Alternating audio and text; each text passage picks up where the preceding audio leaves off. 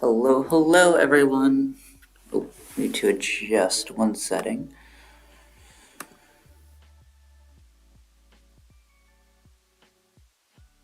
There, that way I don't have to hear myself speak. Of course, as always, I still need to get a table and everything adjusted so I can work on crafts and you can see what I'm doing.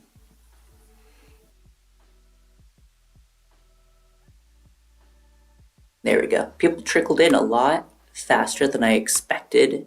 So unfortunately, I may already have lost the first person who came in because I was still getting set up. Am I frozen? Don't be frozen. Not frozen, just laggy. Always laggy. Always laggy, unfortunately. I'm gonna make my little video larger.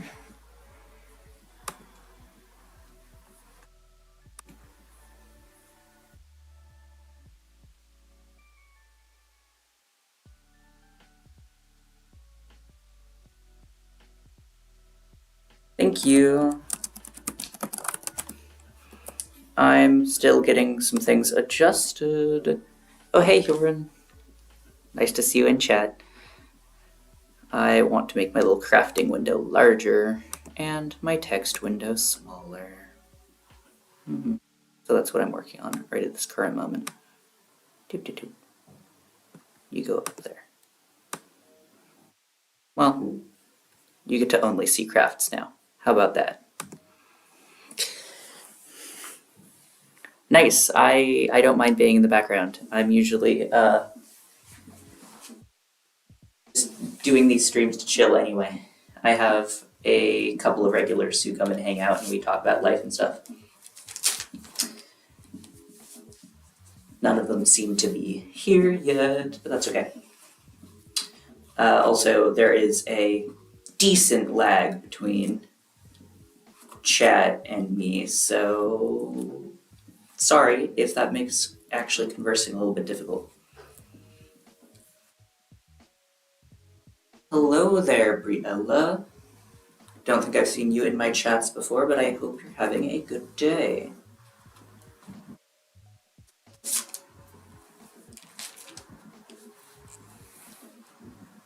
Yeah, true.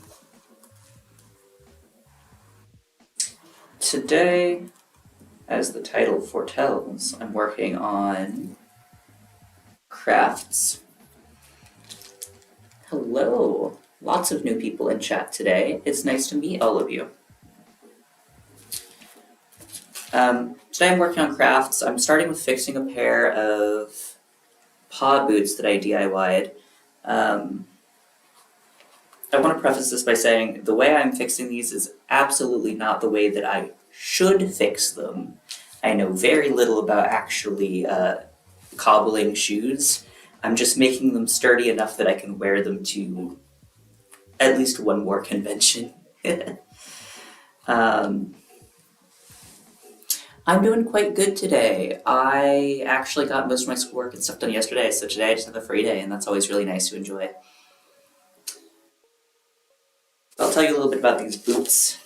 I thrifted them years ago, and the faux leather on the outside has become just horribly brittle. It peels constantly. So instead of getting rid of them, because structurally they're still fairly sound, it's just the outside that is absolutely falling apart, I decided to go ahead and repaint them. As you can see, I painted the toes with having these cute little paw marks. They're all orange with the toe dividing lines. The bottom, I also painted orange and added toe beans to. And all of the spots where the black leather was peeling, I have simply painted over black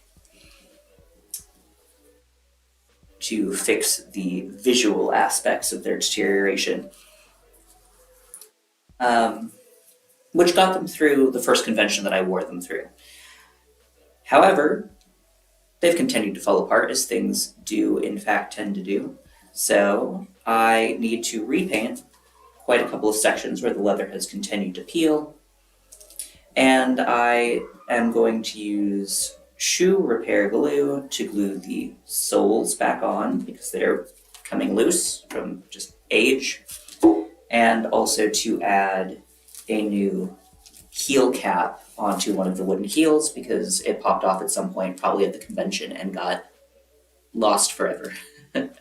Now, I have not gone out of my way to buy an actual fitting heel cap like I probably should, because I have no money, and I have even less money to spend. So I'm going to use a little homemade heel cap that I've made out of some foam. How long it will last, I don't know. But that's part of what's interesting to see. Let's see what's going on in chat. Well, I'm sorry to hear that you woke up super early today, Grampy. Is there a reason you woke up super early, or it just happened? I also woke up weirdly early today. I woke up at 5 a.m. and could not fall back to sleep, although I did not need to be up. So, that was not fun. So, I mean, there's nothing bad about getting an early start to your day. I got to see my girlfriend before she had to go to work, which is an upside, but I would have preferred to sleep in.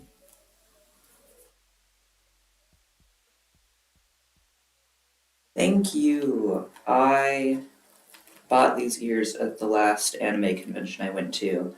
I can never remember off the top of my head who the maker was, but if you are interested, I can find that information for you.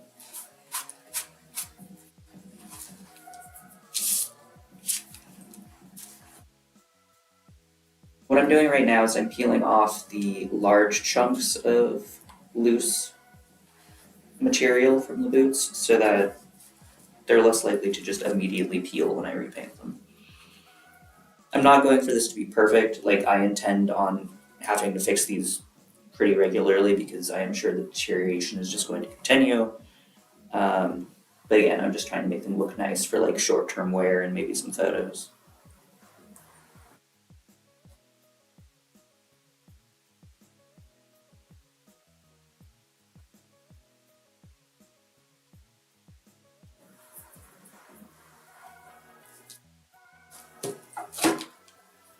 Okay, first boot done enough. The second one honestly isn't falling apart as bad. I'm not sure why. They've always been stored the same way and treated the same way. This one's just not nearly as bad off.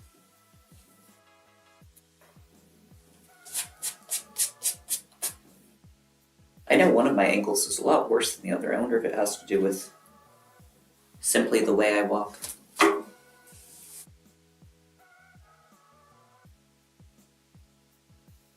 Yeah, I'm happy I don't have to be in school today. Though it's Saturday. Is today Saturday or Sunday? I realize I don't even know what day it is. Oops. No, it's Saturday. Are you in school on Saturdays? If so, I'm sorry that's the case. Alright. I've got this shoe and leather specialty glue that I'm going to try to fix my boots with.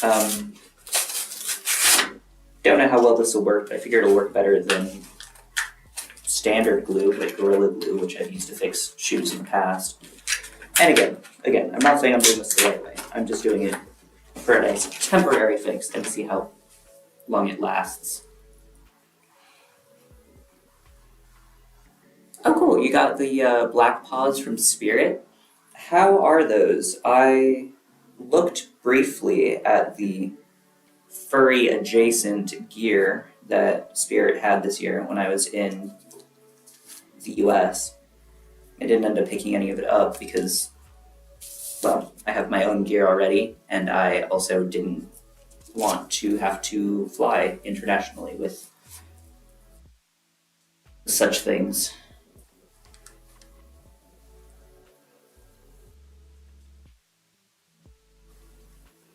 so first thoughts on this glue. It's super thick and very stringy, which I guess makes sense. I know that shoe specific glue needs to dry very flexible, or else it'll just turn brittle and crack and fall off when you're trying to actually wear the shoes. I'm intrigued to see how well this works.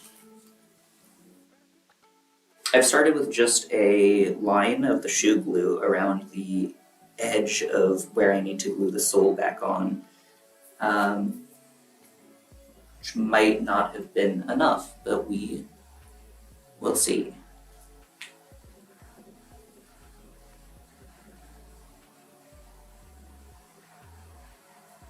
Let's see, Grampy. I am not familiar with Jax as a character. What media is that from? In the mask? Are you talking about this mask here that I need to finish working on? I started putting the fabric on it, but haven't finished it yet.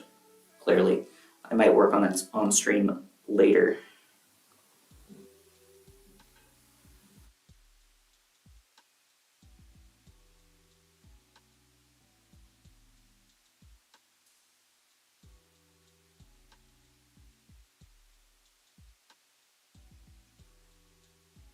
My girlfriend's going to be thrilled when she comes home and finds all these little tiny leather bits that I'm sure I'm not going to be able to clean up completely.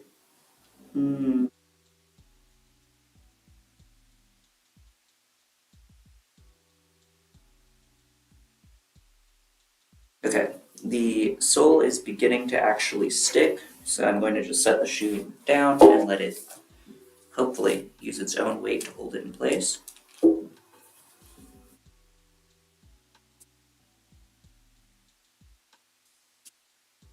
Jax is from Amazing Digital Circus. I'm not familiar with that, I'll need to look it up. Which reminds me, I actually also want to open up some other stuff on my phone to refer to, so I'll go ahead and do that.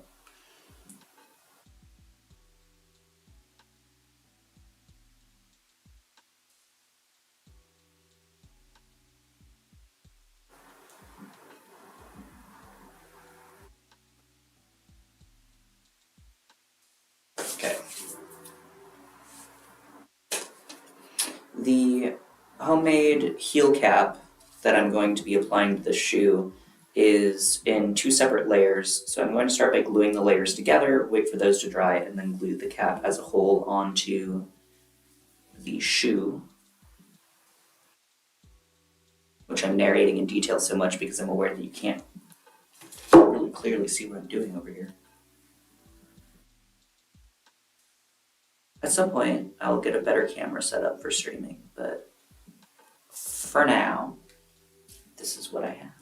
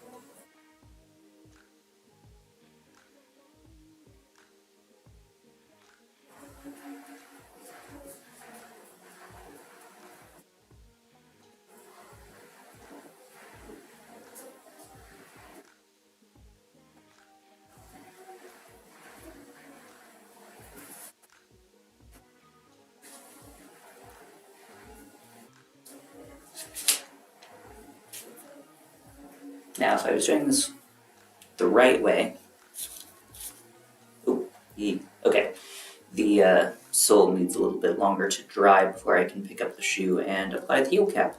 Good to know, considering it just peeled off when I tried to move the shoe. I'm going to add a little bit more glue to the sole, let it sit back in place, and see what work I can do on the other shoe. Now, like I've already said, the other shoe doesn't need as much repair work. For whatever reason, it just has not fallen apart as bad, but there is still some cosmetic work I can do on it. So I'll go ahead and work on that while the shoe dries for a little bit longer.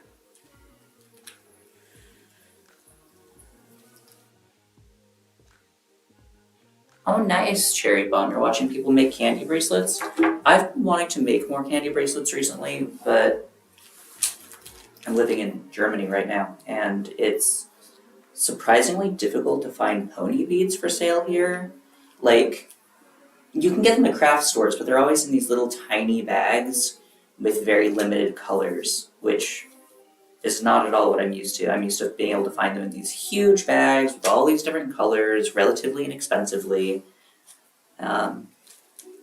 So it's just sort of put me off making candy because I don't want to buy a bag of like 100 beads for €5. That's not, I don't know, it's expensive. I feel like pony beads should be relatively cheap, at least standard pony beads.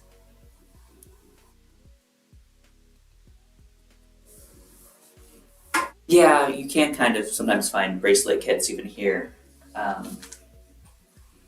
Though even those aren't as frequent as I'm used to seeing.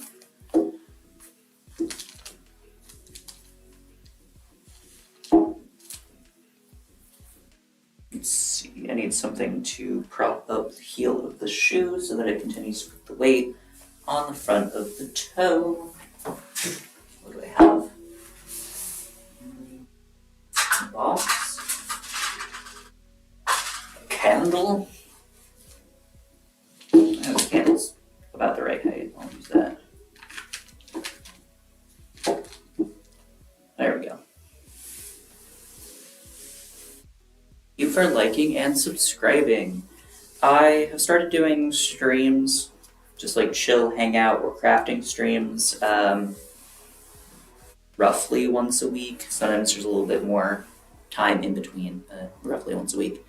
Hello, Trans Trash Can. That's a fun name, surprisingly difficult to say. Haven't seen you in chat before, so it's nice to meet you.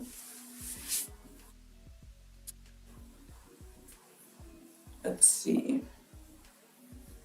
Shoe's a little bit dusty. It's cleaned off before I can actually repaint it.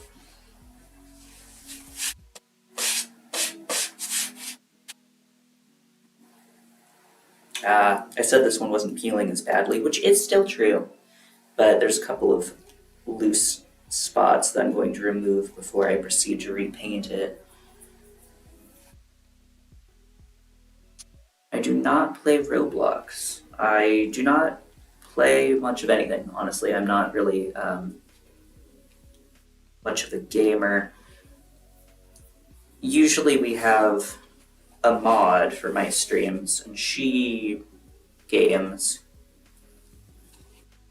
She is at her actual job today, and therefore is not available to mod for me.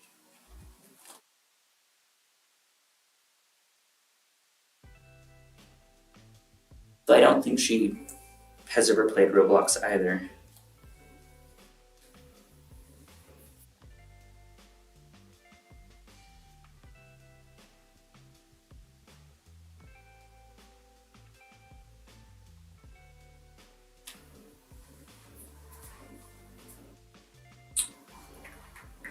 How do you get ears in general, or how did I get my ears in particular?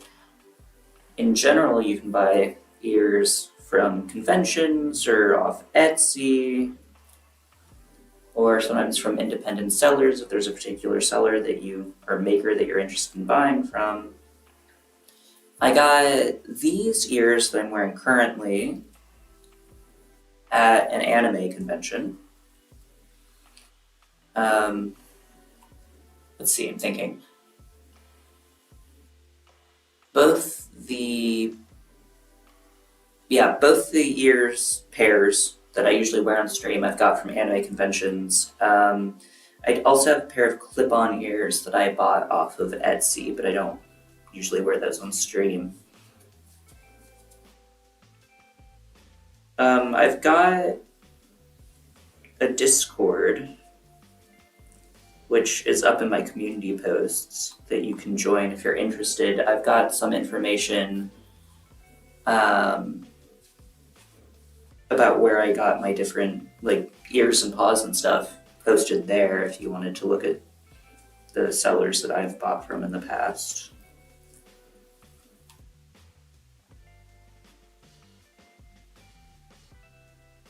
You can also make your own ears. I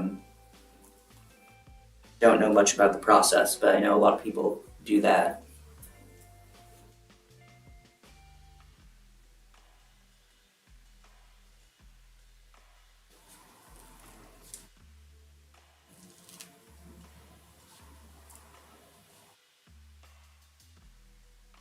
There, I think this shoe is done healing for now, so I can go ahead and repaint it.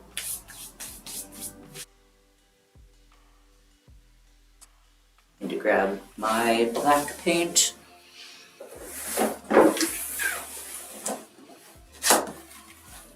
Which I don't have a ton of black paint left. I would consider doing another color, but these paw boots are specifically meant to match my fursona that's got black and orange paws, so it's gotta be black.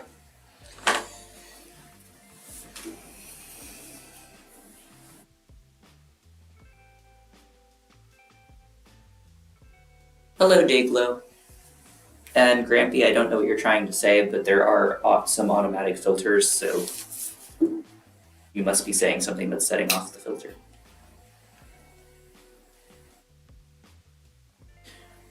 But hi, Dayglow. What are you up to today?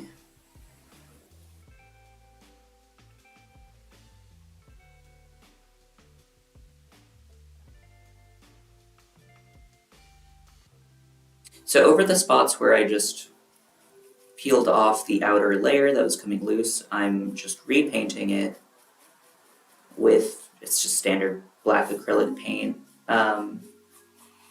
which will give it the appearance of being all solid black despite the damaged outer layer. Acrylic paint will wash off, but this has actually done a surprisingly good job of staying on the shoes all of the times that I've worn them, even when I've gotten caught in the rain. So I've been pretty satisfied with this as a method. Again, in large part because I'm not trying to make these last forever. I'm just upcycling a pair of boots that otherwise I wasn't going to wear at all.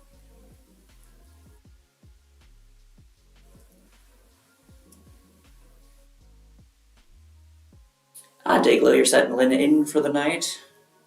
Well, I hope you have a nice, relaxing, chill out time here with us before you head off for the night. It's relatively early in the day for me still, but I'm used to having a big time difference with the people who stop in anyway.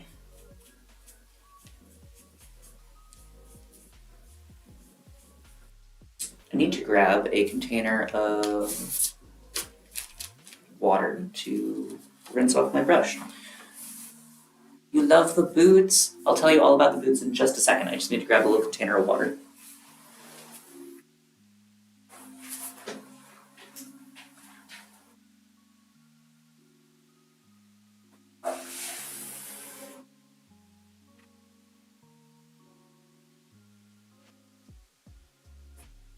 Okay, the boots. Let me tell you all about the boots. I have had these boots since 2018 or 2019 when I picked them up from a thrift store.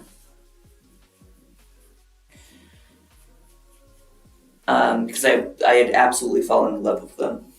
I bought them for, I think, oh geez, it was cheap. It was maybe €8 at the time. Again, used, so they weren't in perfect condition even then. But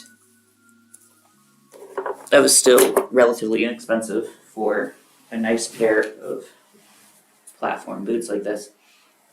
And I wore them kind of all the time, right? For a while.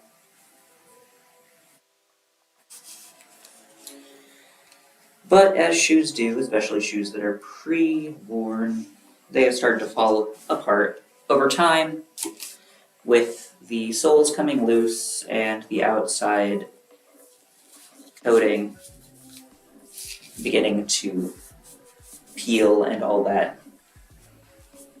But rather than get rid of them when they started to fall apart, I thought that I would upcycle them and turn them into boots to wear for conventions or photo shoots or, otherwise just to pair them with my fursuit. They require a lot of repair work and upkeep because I am not great at fixing shoes, but it's definitely extended their life for quite a while.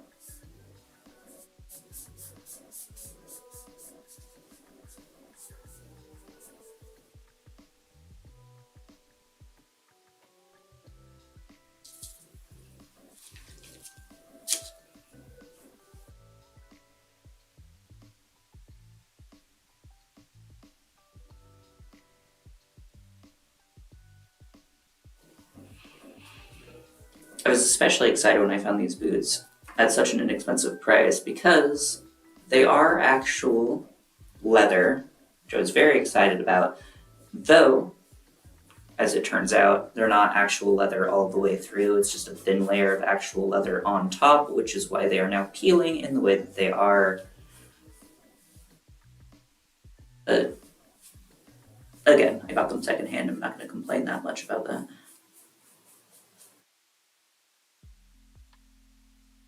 Not that solid leather doesn't peel, it does, just not in the same way.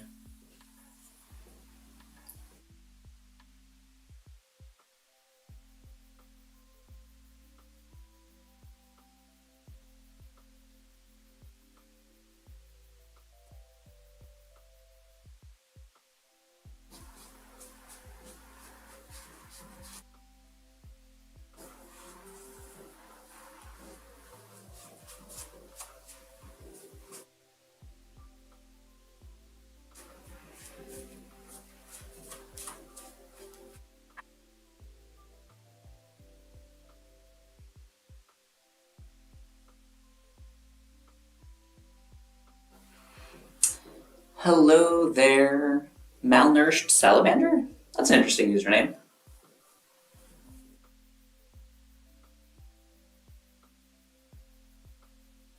How are you today?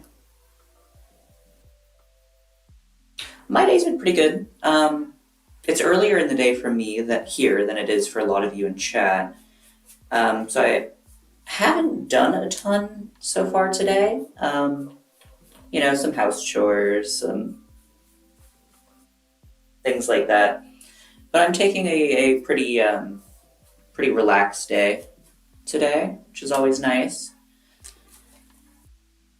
Don't have a ton that I have to be doing, which is why I thought I'd jump on stream. I don't think I've got any of my regulars in stream right now, but I've been trying to stream once a week or so just to hang out because it's always a nice time just to work on something and talk with people.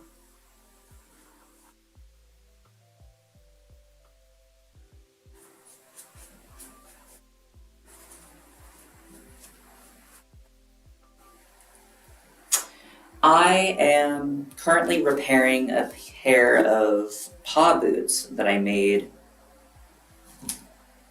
a year ago now. I started with just a more or less regular pair of platform boots that I'd had for a long time.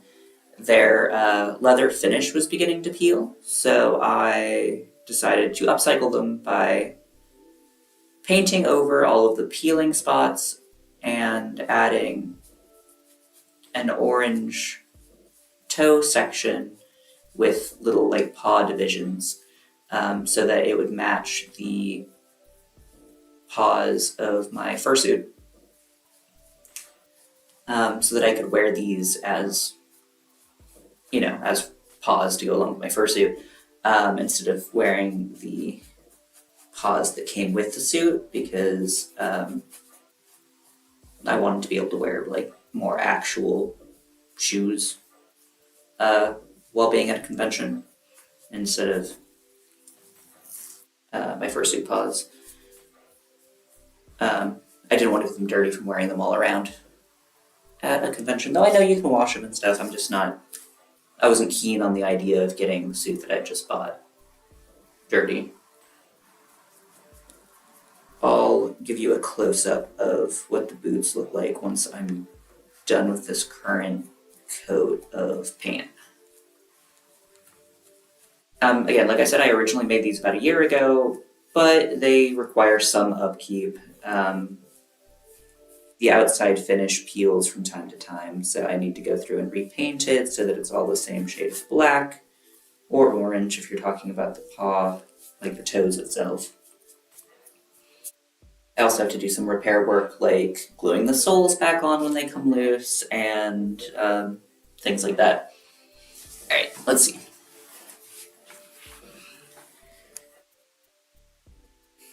Waiting for my stream to catch up so I can see where I am in the viewfinder. Alright, I'll show off the shoes a little bit. I need to go over the toe dividing lines on the front again because they don't show up as well as I would like them to. I do also have the bottom being orange underneath to kind of give the illusion of digigrade legs, as well as having the paw beans in the front. I haven't decided what to do with the heel. So far I've just left it the wood that it was originally, but I've thought about, if I want that to be a different color or something, but obviously I haven't come to any conclusions on that. Yeah, I still have a little bit of repair work I need to do. The sole on the front is coming loose, so I'll add a bit more glue to that and fix that. The other boot is in worse condition. It's going to need more work to reattach the sole and add a new heel cap. This one, I can pick it up now, it's dry enough. The wooden heel used to have a little rubber protector, but it fell off and got lost forever, probably at the convention. So I need to add something to that so that it doesn't wear down every time I'm wearing it. If I was doing this correctly, I would take a little bit of sandpaper and sand down the edges and put a new rubber cap on it. But I don't have a ton of money to spend on DIYs, so I'm going to not do that. I made my own replacement heel cap out of foam, and I'm just going to glue that on with shoe glue and see how well it works. Thank you, Dayglow and Malnourished Salamander. I don't currently plan to fur them, though I could definitely see doing that as a project in the future. Right now, I'm happy just having them be the right colors. Goodbye, Salamander. Thank you for stopping by. Let's see. While I'm waiting for the paint on the first shoe to dry, I'm going to go ahead and repaint the second shoe because the glue seems to be dry enough that it doesn't have to have the weight on it constantly.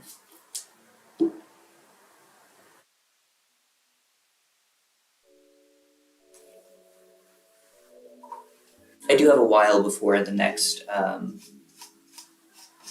convention I plan to attend. The next one I think I'll go to is Dedeko, which takes place in February. And I don't even know if I'm going to wear these boots for that or not. But it would be nice to have them fixed up and prepared before then in case I do decide to wear them. I might also, however, just actually wear the paws that came with my suit this time. See how I'm feeling, I guess.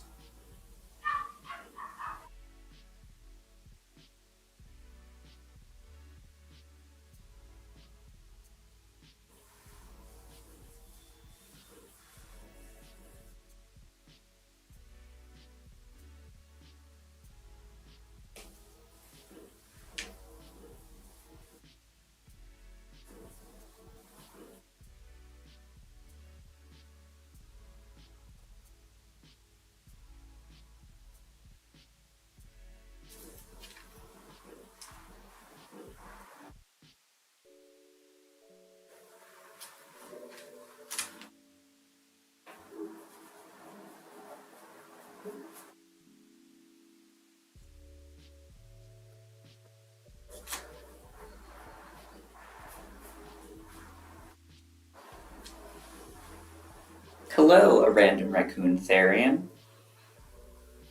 Enjoying the crafting? I'm happy to tell you more about it if you've got questions.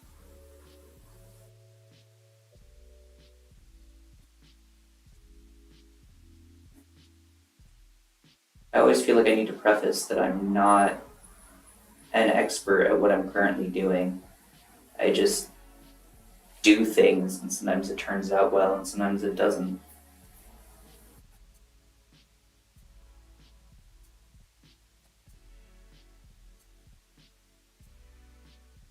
Okay, sure.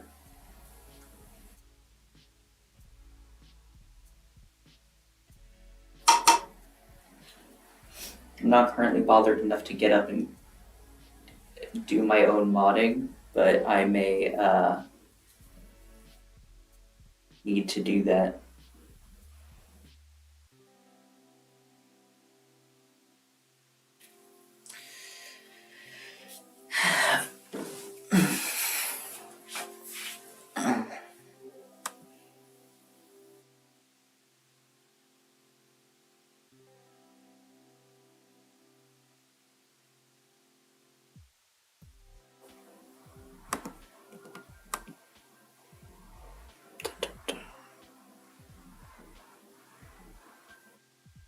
Let's see.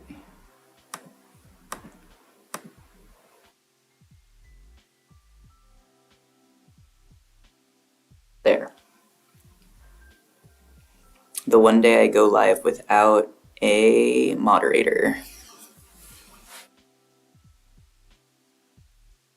Well, at least I'm being attacked for furry stuff this time and not for trans stuff, because that one bothers me more.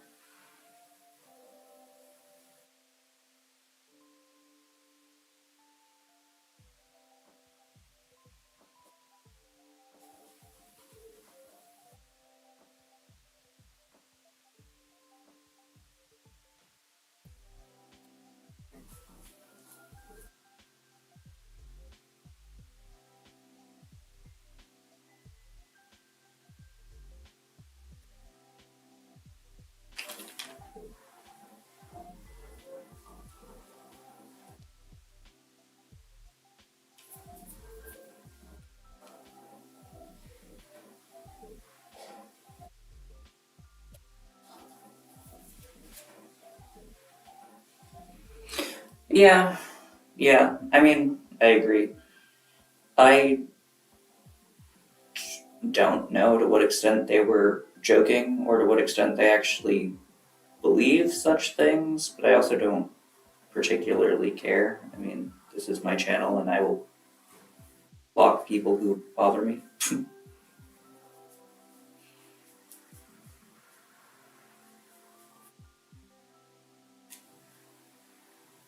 I'm here to chill and to hold myself accountable for actually finishing my crafts, not to debate people.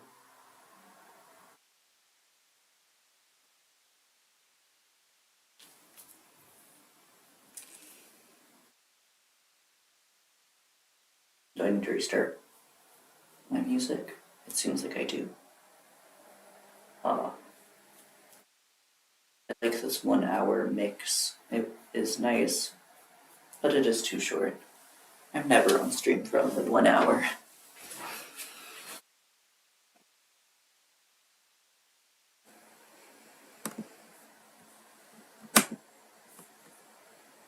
There we go.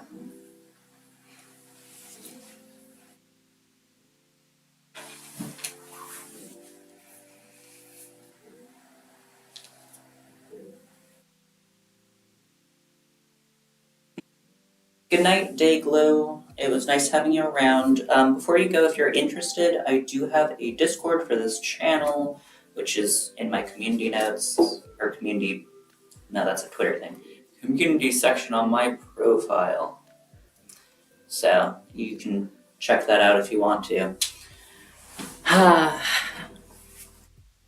More people to block. Though this one might be funny because I have a lot of teenage regulars. Do I want to say this? I'll keep it short.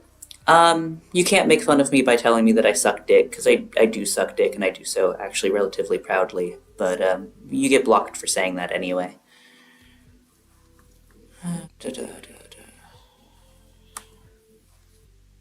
Locked.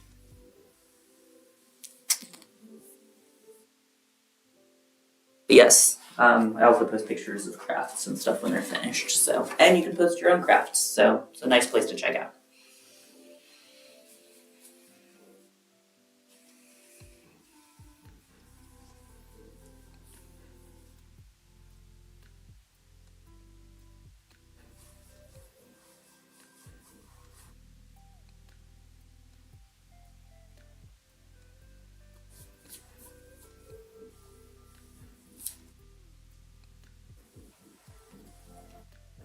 Hello there, Fox with Wings. How are you doing? And I haven't been on in a little while, but I'm happy to be back.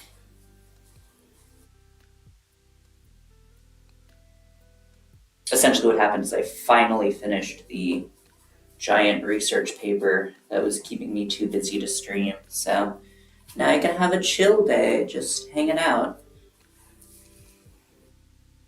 Thank you. These are different ears than I usually wear. Though I have already featured them on the Discord. I like them a lot too. And the shoes, I'm proud of. They require a lot of upkeep because they're always falling apart.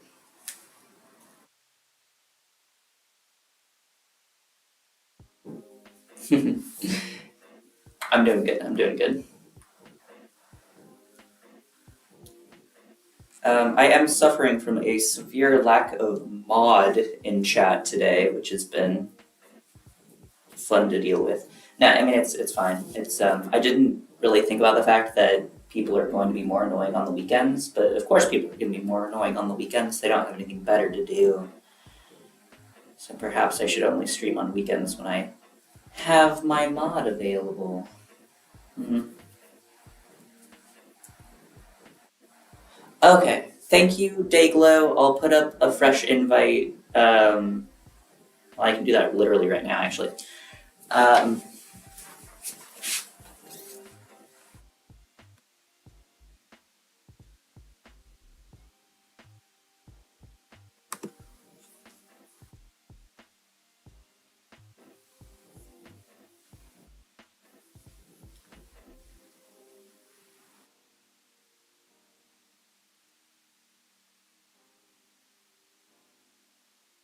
Here's an invite if you want to go ahead and accept now. I'll put it on the community tab soon enough.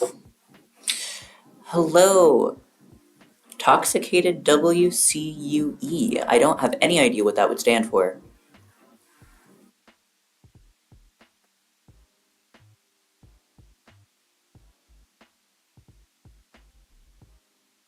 But thank you for the ear compliments. I need to use the paint that I put on my brush before it escapes. But then I'll go ahead and get the name of the artist I bought the ears from. Since I'm getting a lot of compliments on them, I should have that on hand for people who are interested.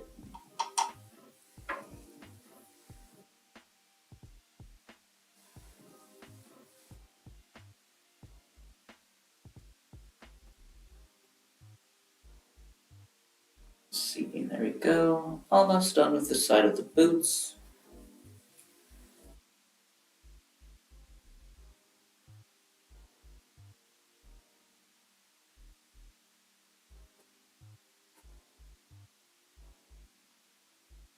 I'm not sure if I just thought this or I said it out loud, but I really think I should repaint or refinish the wood on these heels, but I haven't decided what color yet.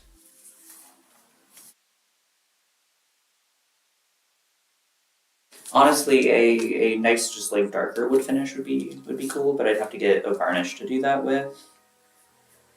And again, that's money, and I don't want to spend money on my crafts. I just want to use things that are already in my house. Hello again, fox with wings. I don't know what you went to grab, but because it might have been water, reminder to everyone, drink some water. Stay hydrated. I think I've gotten all the black on my boots repainted. For now, for the time being. Well, there's a couple of spots I can do some detail work on.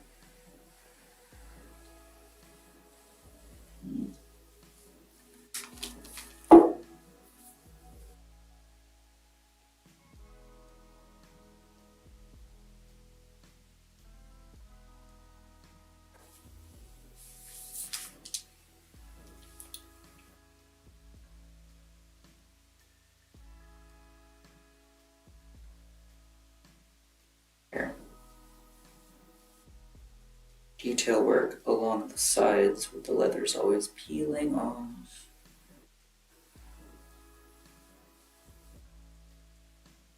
For the toes, I'd like to actually just grab a permanent marker so I can be more precise with that.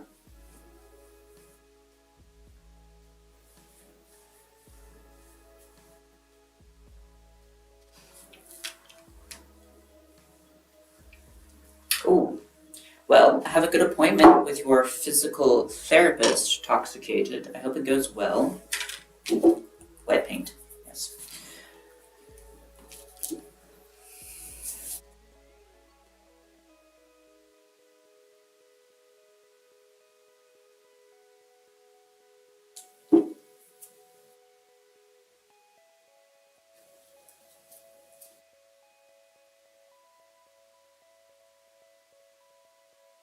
And I hope whatever you're working on together gets better soon, because I know physical therapy can be quite uncomfortable to have to do. I can't get the lid back on my paint. There.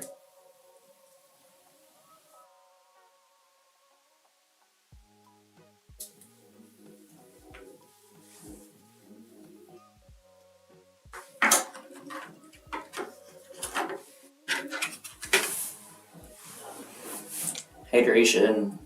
It's important.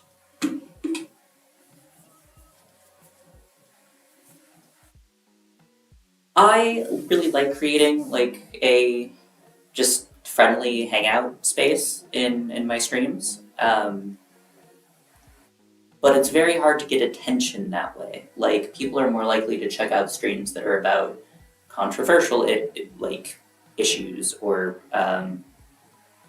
things like that. So if your whole thing is just let's hang out and chat, yeah, it's hard to get a lot of people in. But hey, your likes and subscribes and view time all help with that.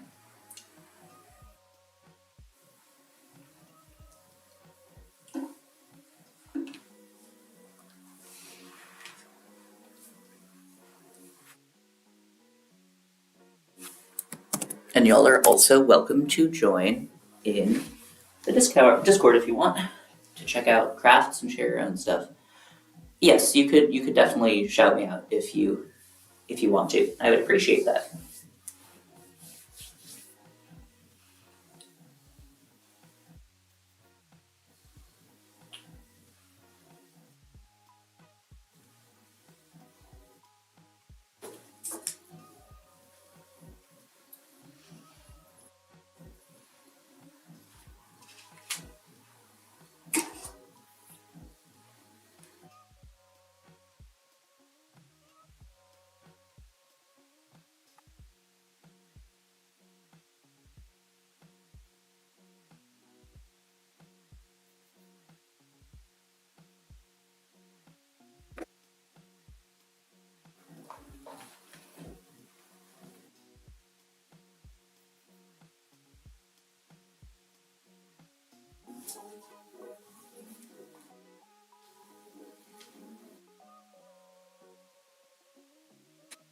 Paper mache is a puppy mask that I started working on stream a couple weeks ago now. Um, I have just barely started to put fabric on it, hence the weird hangy bit. But it's going to be for my Fursona macchiato.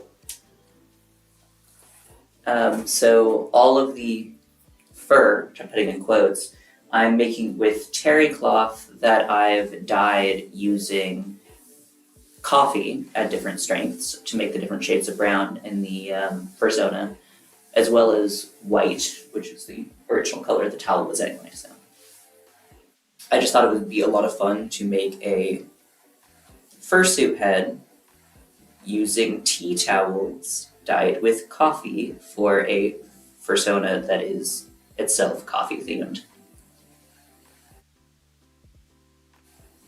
It was also just my first attempt at like paper mache mask making.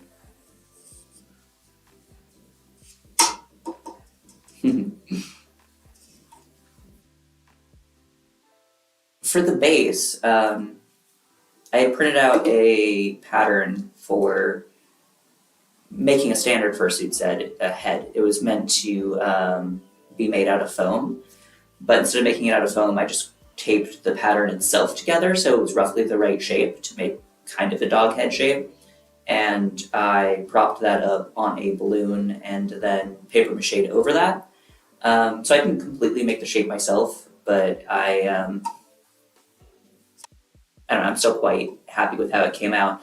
I was getting a lot of people saying that it looked more like a big cat head, the way the snap is shaped, but I think that once I've got it furred, so to speak, it'll fix that. And I have worked with paper mache before, just never for masks. I've made pinatas and bowls, like, you know, kind of the classic paper mache crafts. Paper beads, lots of paper beads. It's always fun. Yes, yeah, the knit should definitely fix it, fix that aspect of it. But also, you know, you see surprisingly few big cat like fursuits and big cat masks. Maybe I should just have leaned into that because it's a more unusual shape anyway.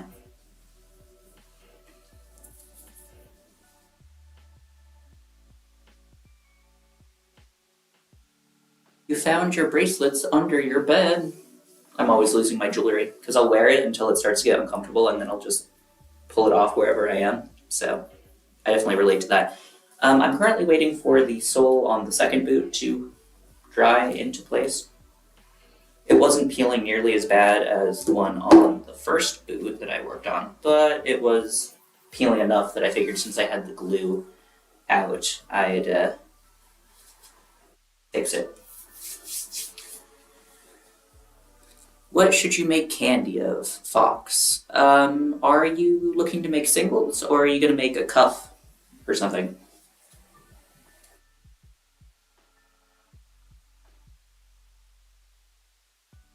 Oh, yeah.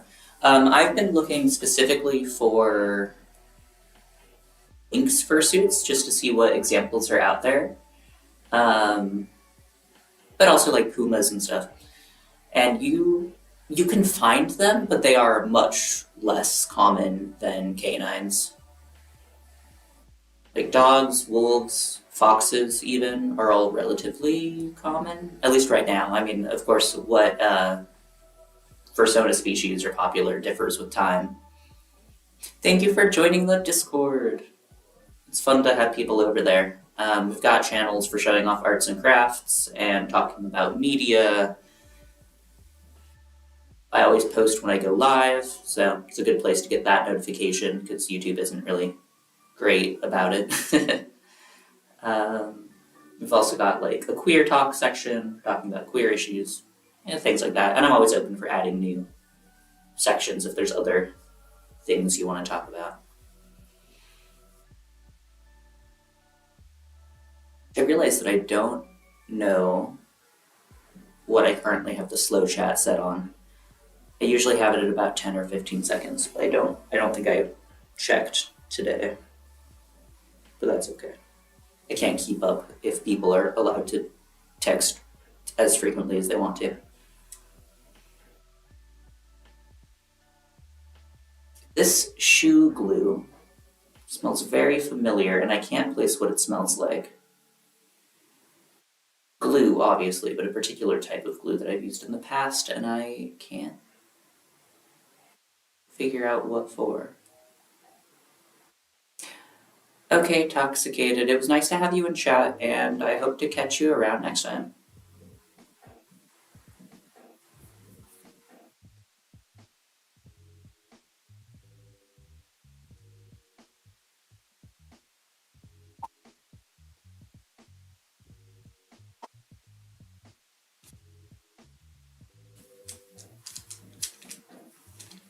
A fun fact about the fabric I've been dyeing myself for Macchiato's head. That persona has 3 different shades of brown in it, plus white. It's got a really light tan, sort of a dark or medium tan, and a true deep brown. Now, no matter how much I experimented with using just coffee as a dye, I couldn't get a dark enough, deep enough brown for the brown details. That's supposed to be the eyebrows and like a couple of other little spots. Like, it's not going to be very much fabric that needs to be that color, but I need it to be notably darker than the other colors. So I did a little bit of research about natural dye and different things that you can add to dye naturally to make it darker. And I came across rust as a darkening agent.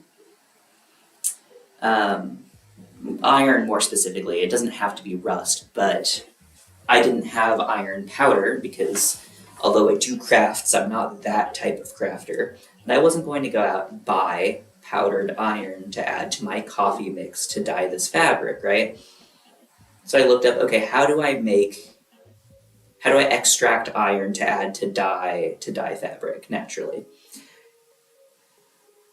And the number one suggestion is, oh, just make rust water. Just rust some metal, and then you've got iron to add to your dye to make your dye darker.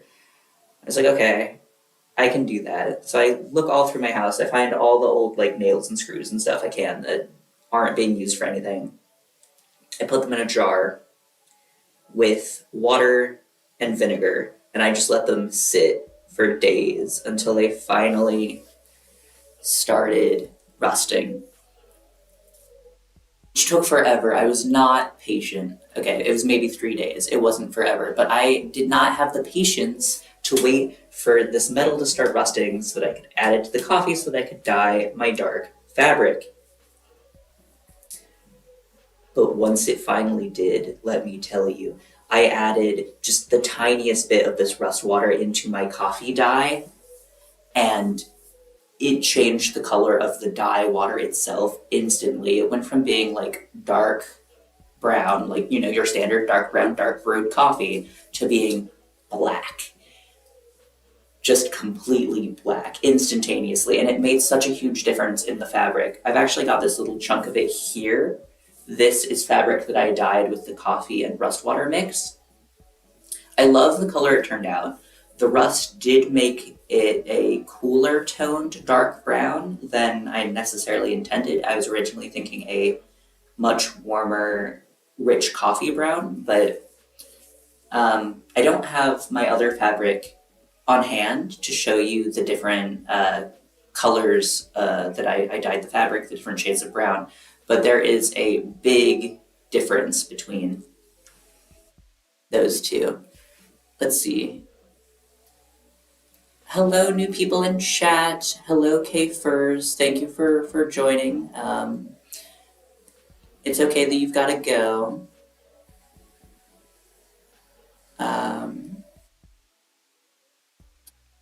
Bjorn, yes, I did use coffee directly. I tried it in a couple of different ways. The main suggestion I was seeing was to take literally freshly brewed, just dark coffee, and pour it over your fabric for a while, and that did work pretty well. But I also tried taking like darkly brewed coffee plus the coffee grounds from it and putting the fabric in that and then simmering it for a while. Again, it did turn out nice and dark, but it wasn't getting as dark as I wanted it to. Yes, Rose, my girlfriend and my moderator, is now in chat. She had to deal with me having a pot of simmering coffee goo on the stove to dye my fabric with for a while. I'm going to make several more batches of fabric dyed at different lengths of time in coffee so that I can actually show you the difference, because I was doing all of this with this one test piece. Because before I started dyeing all of the fabric, because I don't have a ton of it, I wanted to see how dark I could get it.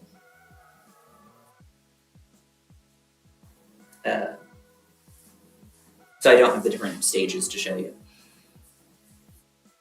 Yes, I did. Again, I like the color that it came out with the rust added to it. It's just apparently iron extract makes natural dyes bluer in hue. Like, it makes it darker, but it also takes the warmth out of the color. Which, again, it's going to work for what I want it for. I just find that super interesting because I think of rust, I think of, the deep red rusty color. I think of it as being a very warm color, so I was surprised to learn that it turns your dye a cooler tone. It was wild. I gotta plug in my laptop. Rose, for context, Hjorn is a friend, IRL, so Hjorn does know these things about me.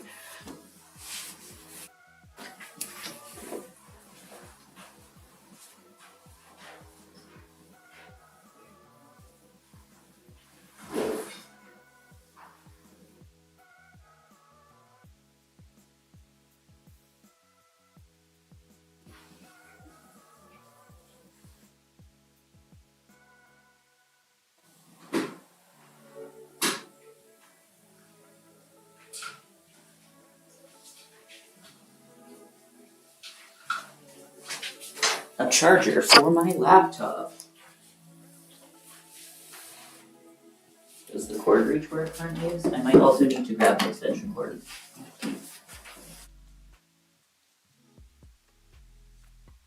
Hello, people. I had to step away for a second. There's a ton of things going on in chat right now.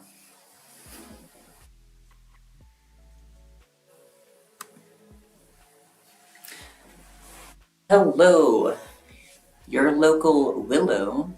Nice to meet you. Yes, this was a friend that I visited in person while I was in the US.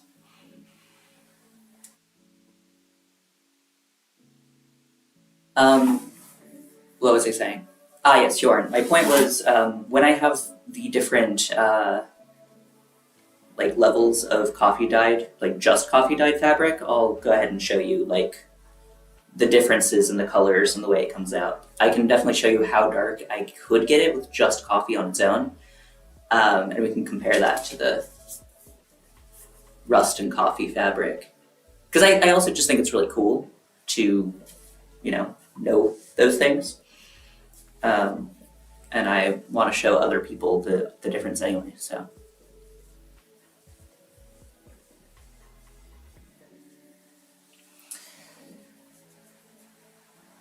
All right. I've kind of lost track of what I was doing. Waiting for the glue to dry, that's what I was doing. Doesn't need to dry completely, just enough that I can pick things up and move them around without the sole coming unstuck from my shoe. And it looks like I can do that now. So, next I'm going to add on the heel cap I keep talking about. Say hi to Ev. I have been meaning to write to you on Discord, but I was very stressed about that one particular paper that I mentioned earlier finally finishing. So I was doing kind of nothing except worrying about the paper. I wasn't even actually writing the paper, I was just thinking about how I needed to be writing the paper. But now that that is done, I have more ability to do other things, which is also why I'm on stream today, because I was trying to do it once a week or so. Because I enjoy getting to hang out and talk with y'all. Yeah. Hello there, Red Pep VR. Nice to see you in chat.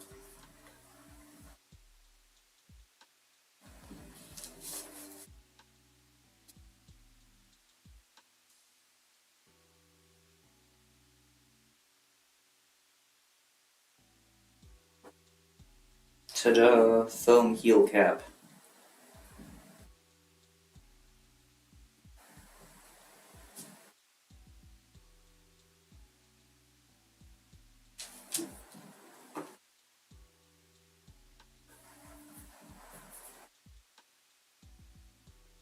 I probably should have chosen a piece of foam that was not bright green, like a black or an orange, but it's fine. I'm not even sure if it's going to actually stay in place, so we'll deal with that as it comes up. My phone buzzed. Why is my phone buzzing?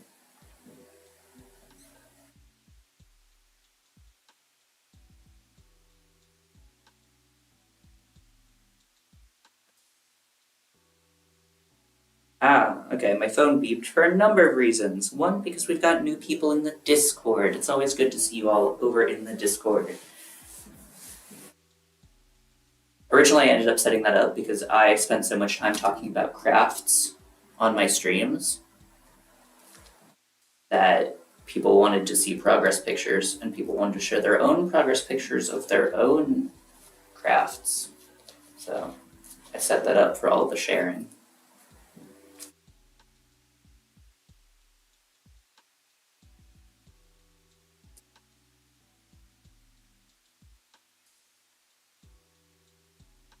Alright, shoe glue. You have completed your service for the day. I think, at least. Well, yes. Yes.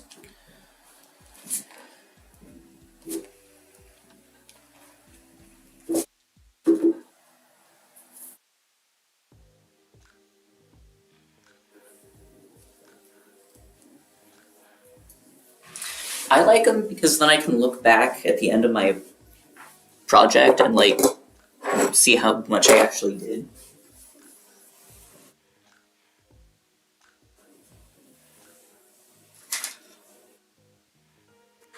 I'm going to take a moment to clean up some of my craft supplies as my space gets continually messier.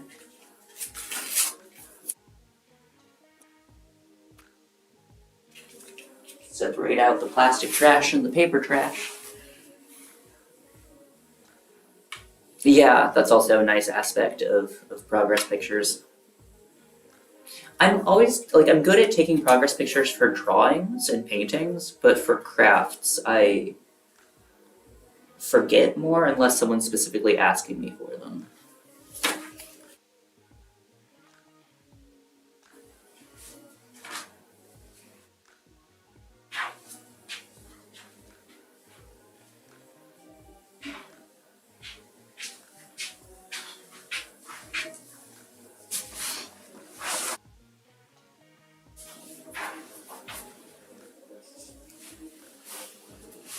Thank you for the compliment on the ears. Ah, yes, I said I was going to check who made the ears. I have that in my Discord, so I can check pretty easily. Ears, ears, ears. Who made these ears?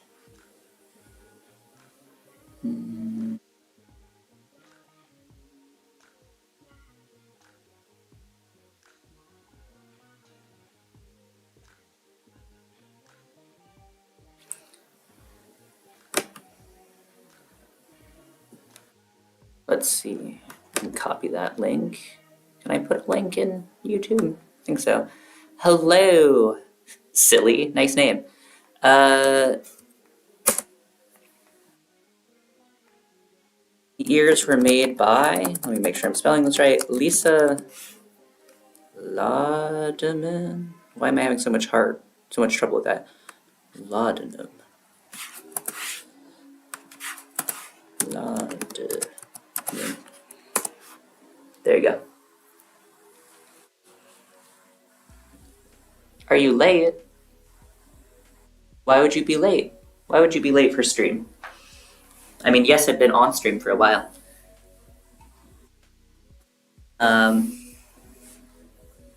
mean, if you wanted to see me actively working on the paw boots, then you're a little bit late for that because the glue on them is currently drying. But as for just hanging out and stream, you're not late.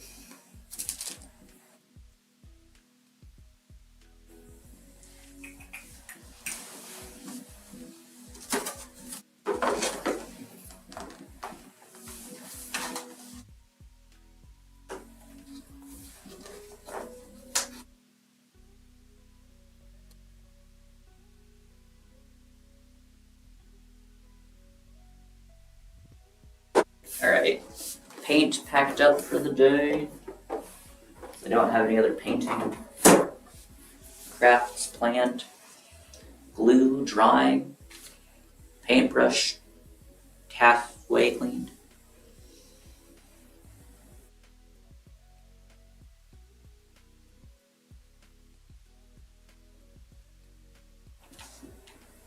Let's see, mask will probably be the next thing I work on. But first I want to clear off the leather bits on my table. Do I have plans? No, I don't have plans for when you get home. Hello. Jupiter on pause? I think that's what your name says. I'm having a slightly hard time reading it from this distance. But hello, pause. I hope you're doing well today. I'm doing well today. Having fun with crafts. Currently just cleaning up my space a little bit before I move on to the next thing I'm going to work on.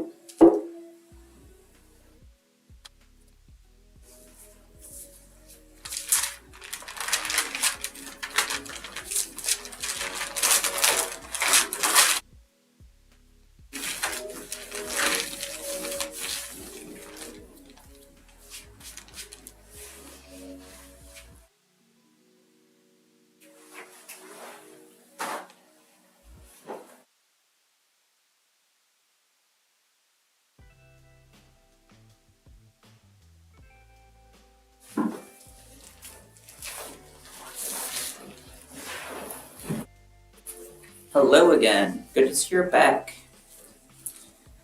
Cleaning up from repairing the paw boots. Just grabbed a trash bag to put all the little bits in. If I can get it open.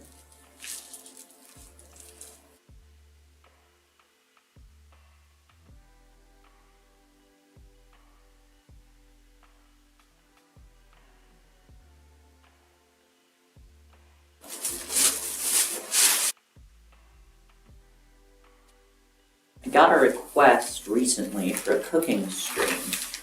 Not because I am a good cook, but because people like to hang out with me in my kitchen, apparently. And I have cleaned up my kitchen a bit today, so I might be able to do that soon. So I don't know if I'll do that this stream. The person who requested it is not here. So I might wait until a day where they are. Or at least a day when my kitchen's a little bit clean.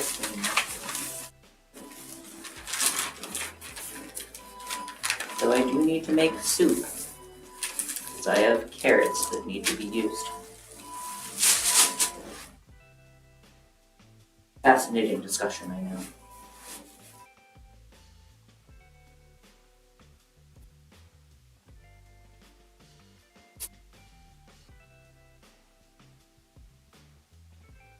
I'm going to deal with my paintbrush and paint cup, and then come back and check on how the shoes are doing.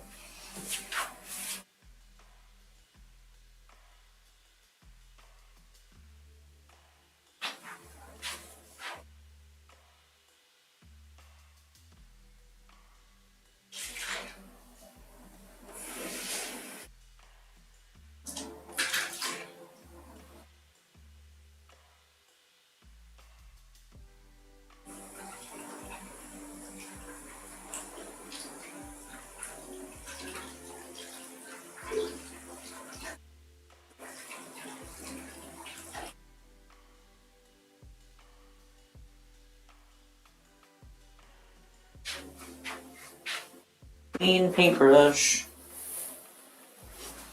The paintbrush has been cleaned.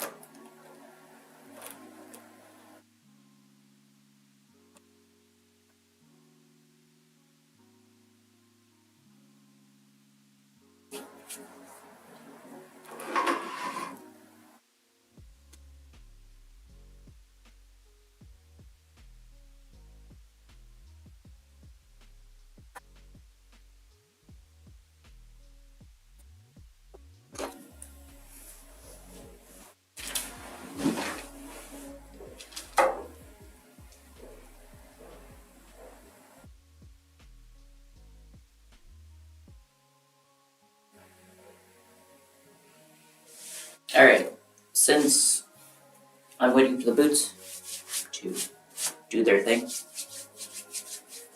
I'm going to work on clothing up my mask a little bit.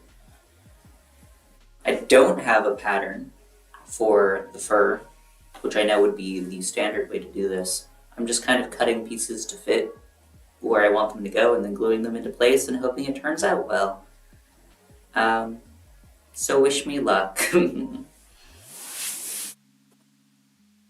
that it's common with like foam fursuit heads to cover the whole thing with tape and then cut those apart into sections for each like fur color to make a pattern of the shape that you need it to be. I feel like because I'm working with terry cloth, it might be a little bit more forgiving. But even if it as a material is not, I am forgiving to myself. So if it ends up not being perfect, that's that's fine.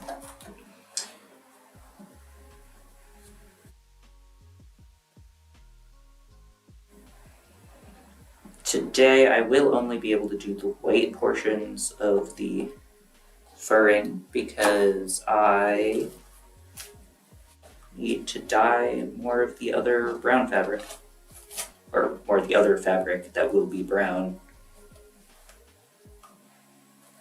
I'm also not working with hot glue, even though that is what I would prefer to be working with, because I don't have a hot glue gun right now. So,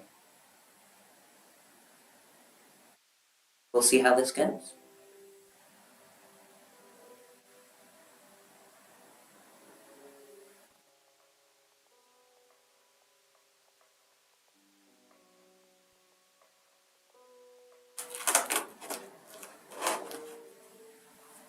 It is a little bit funny how when I move to a craft where I could definitely be looking at chat more, suddenly chat is dead.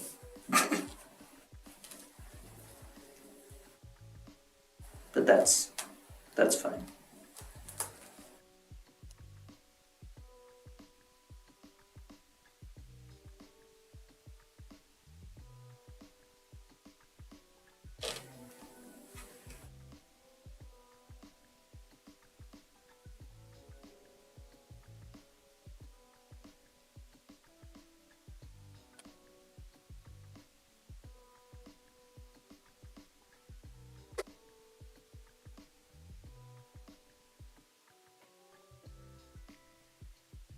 My phone's buzzing again.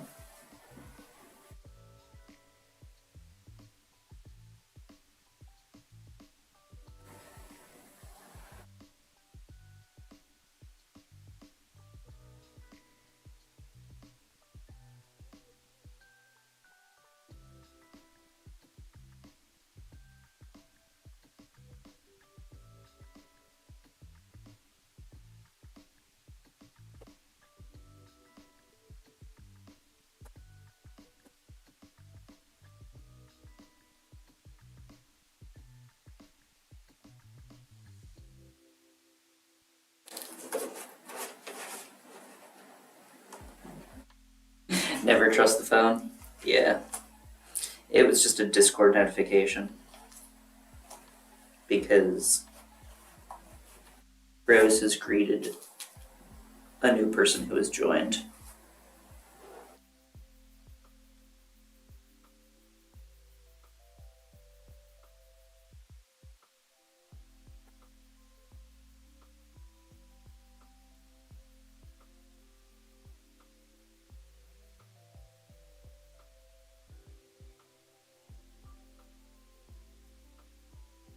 So much of this particular craft is just going to be me folding paper different ways and, or not like paper, folding the fabric different ways and then putting down glue and just holding it in place. So not going to be super exciting to look at,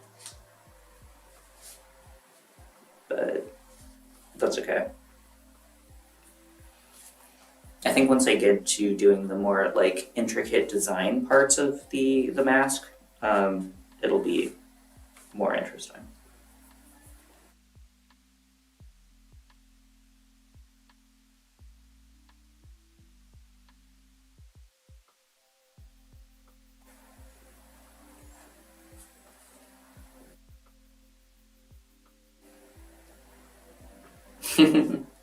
Yes.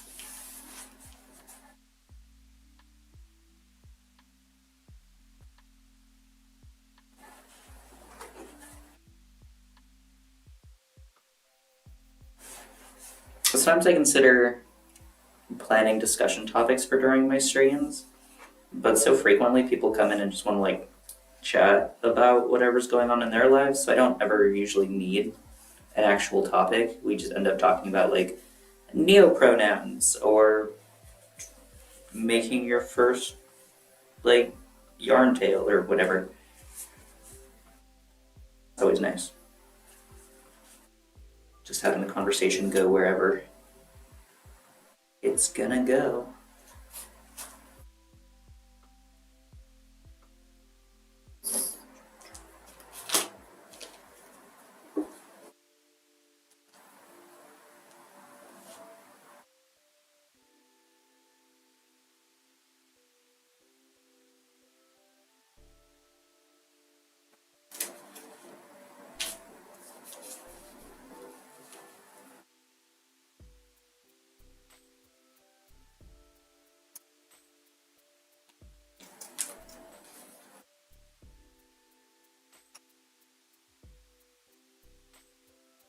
Fun fact, even the towel that I am using to provide the fabric for furring this mask is itself pre-used and being upcycled.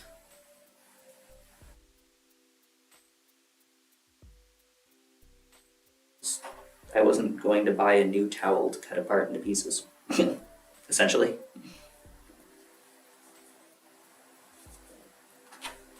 Currently wondering how well I can match up the edges of separate pieces. It looks like it'll work pretty well.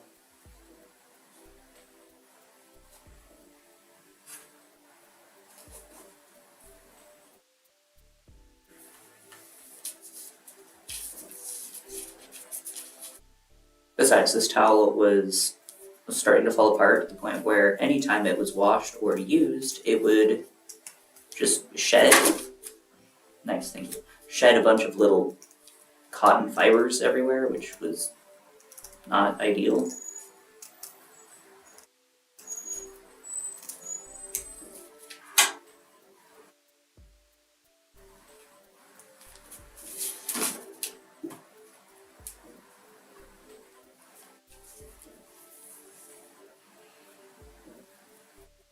Who am I to say you can't be best friends with an inanimate object?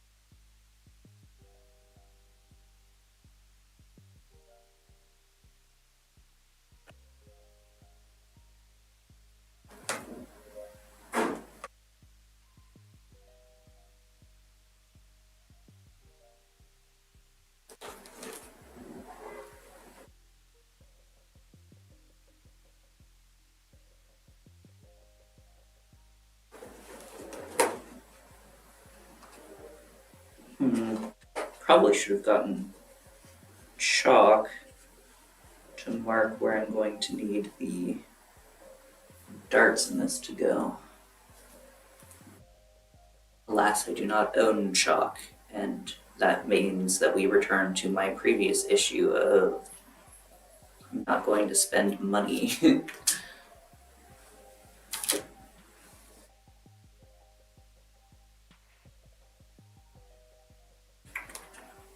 Let's see.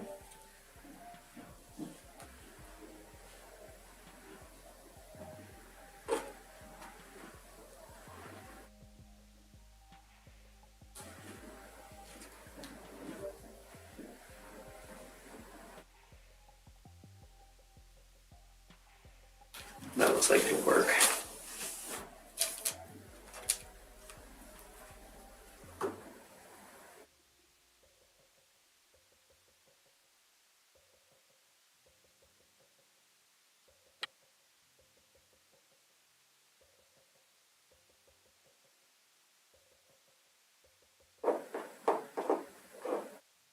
Maybe it's good that I'm not working with hot glue. It gives me a little bit more time to adjust things. Hello, hello, Sulfur and Ace. Good to see you, Ace. I hope you're doing well. I am working on the puppy mask again, slowly, but surely. There is progress being made.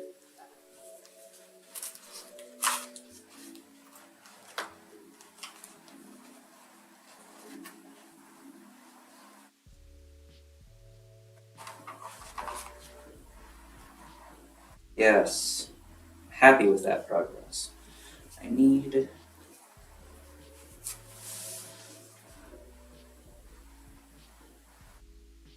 Thank you. Sulfur, should you sub? I mean, do you want to sub? That's a you choice. Yes, I have only really worked on furring the bottom jaw so far, and as you can see, even it has an empty spot on the side here that needs worked on. But I'm happy with the way the terry cloth looks so far. Like I feel like it's a nice choice. It has a much more like stuffed animal type feel to it than um, most fursuits.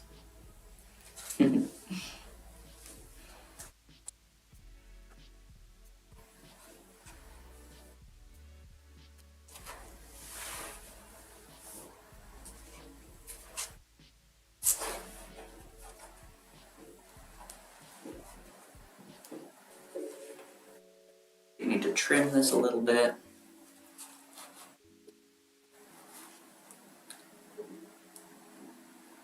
Oh, you were just in an escape room. That sounds hella fun. I have never gone to an escape room, but I would like to. I think it would be an enjoyable thing to do. But I hope you had a good time. And also, thank you for the compliments on the mask. Like I said, I'm happy with how it's coming out. I should invest in some fabric scissors because these scissors are not the best for this.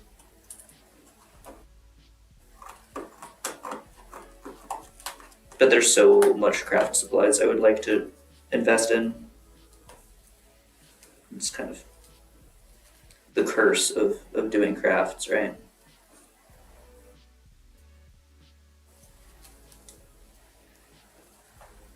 Always wanting more supplies.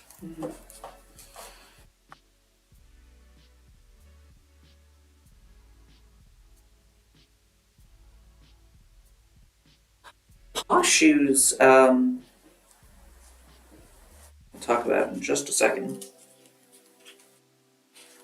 Because I want to glue down the fabric that I just trimmed into place.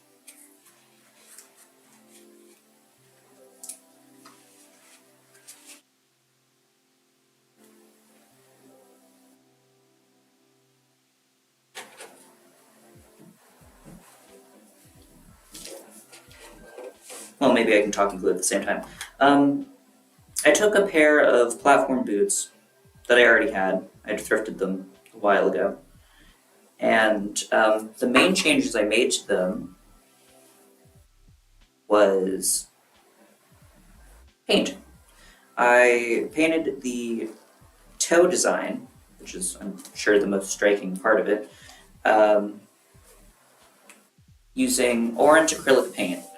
More accurately, red and yellow acrylic paint. I had to mix my own orange, but that is how things are sometimes. Um, so I painted, hold them up a little bit closer. I painted the toes, the orange, added toe dividing lines in between them. I also painted the bottom side of the arch to give sort of the illusion of digigrade legs, and I drew toe beans on the underside of the platform itself.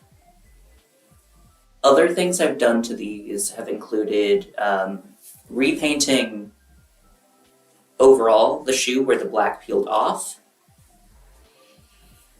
as well as just today re-gluing the soles because they were coming loose and adding a homemade heel cap because one of the heel caps fell off and was lost forever at a convention.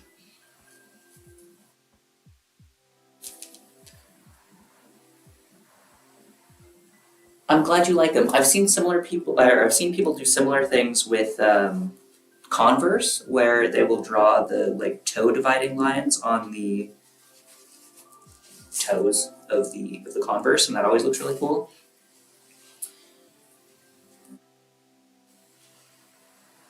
Well, Ace, I hope that you manage to enjoy the time with your family, at least a little bit. But yeah, I definitely get family events being really overwhelming.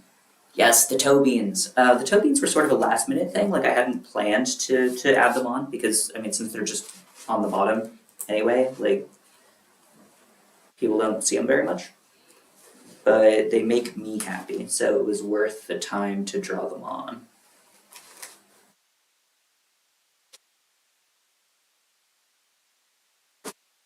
Make a quick. You need to make a quick adjustment.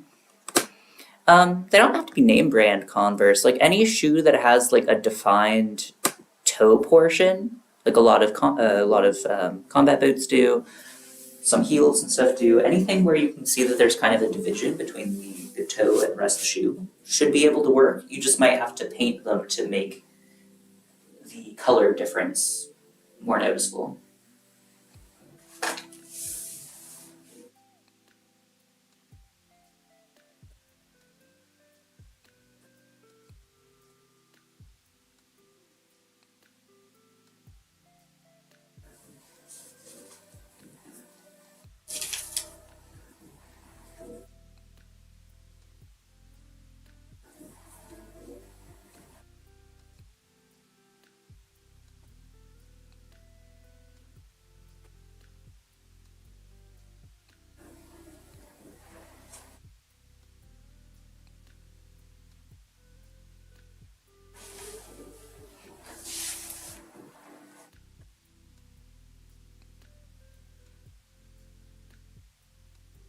Yeah, it sounds like you might need to replace your Converse if the sole and everything is wearing out. But also, I mean, shoes do only last as long as shoes are going to last, unfortunately. I mean, you do have to replace them at some point. Sometimes you can do like minor repairs and make them last a little bit longer, but especially when it comes to canvas shoes like Converse, I mean, they do only have a certain lifespan, unfortunately.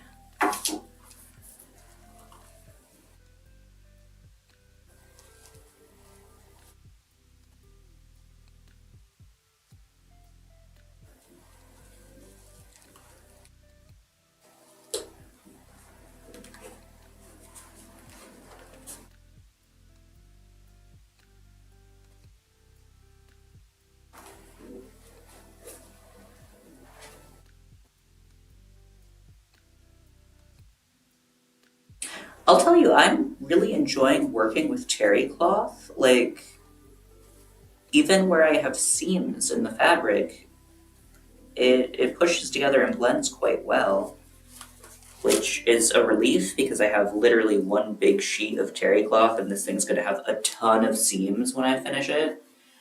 Um, so it's nice to know that as long as I just sort of brush it the right way, I can get the fibers to cover the seams pretty easily.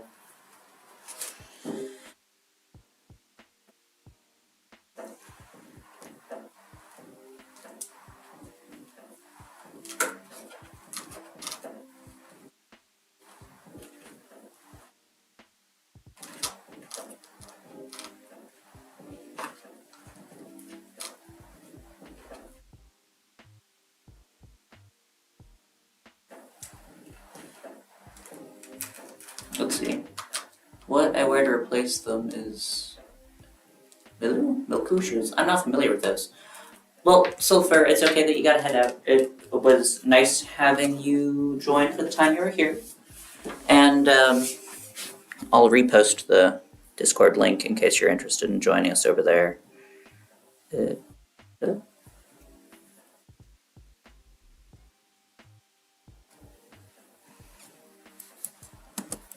just in case you have interest, this is available.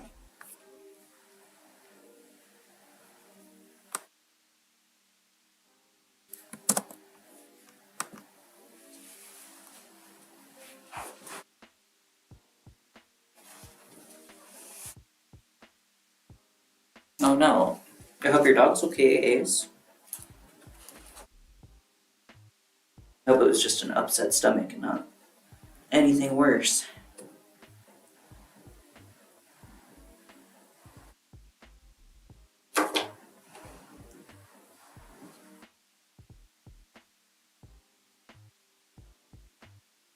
The dogs do like to get into stuff that they shouldn't be eating, so it's not necessarily a surprise when they make themselves sick.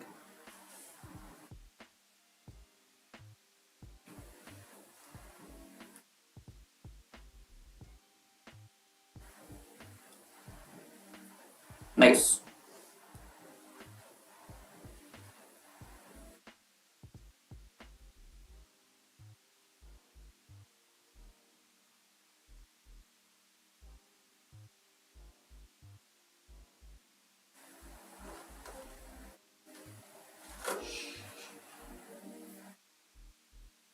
Ah, yeah.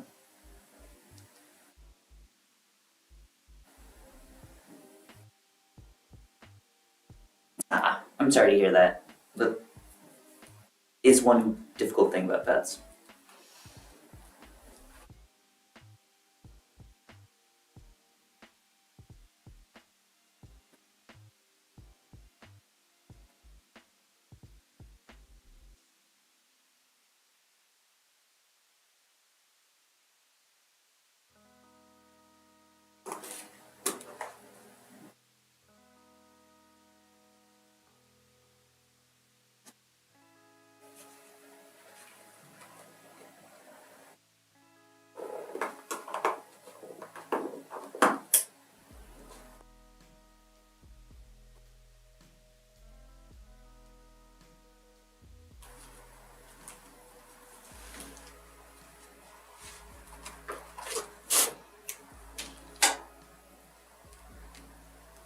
Good, good, very good. Glad to hear that. I'm just fixing the edges of what I've gotten glued down to the lower jaw so far. Make them a little bit neater.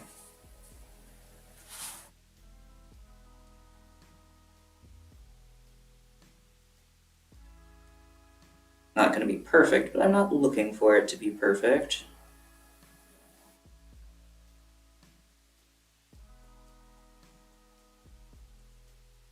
It is a first attempt at this type of mask, after all.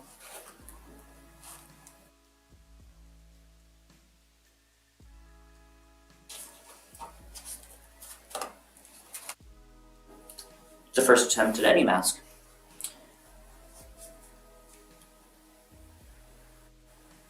Sounds good, sounds good. Have a good rest of your day, Sulfur.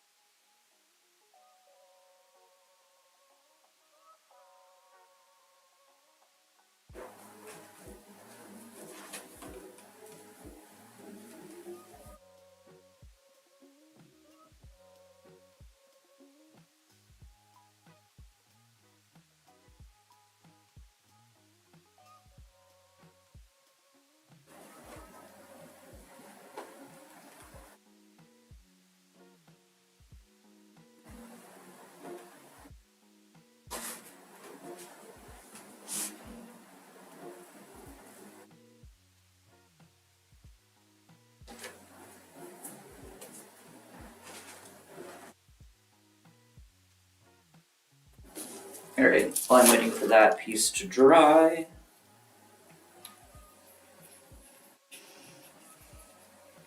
I'm going to remind you all to again drink water.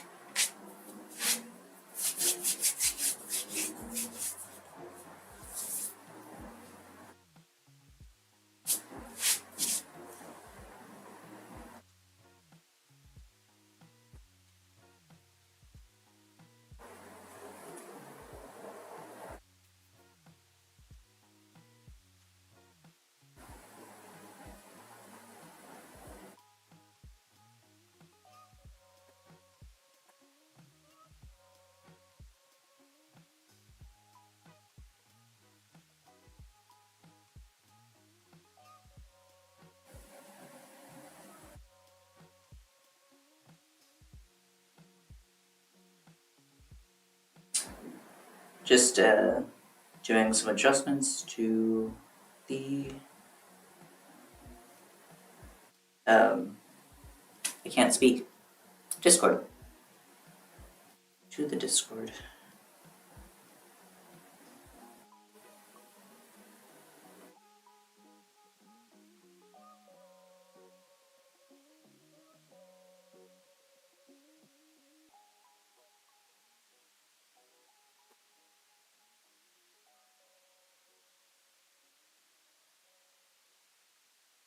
There we go.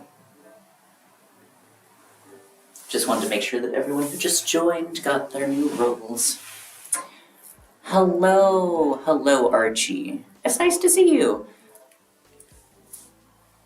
You wanted the cooking stream, didn't you? Let me double check and make sure that was you that suggested that.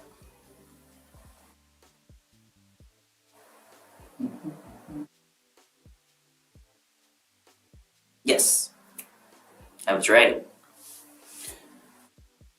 I was thinking I might. Yes, good soup. I need to make the soup anyway. I was thinking I might transition this into a cooking stream once I get the lower jaw, at least, of my mask done. Because I need to make soup anyway. Why not make soup on stream, right?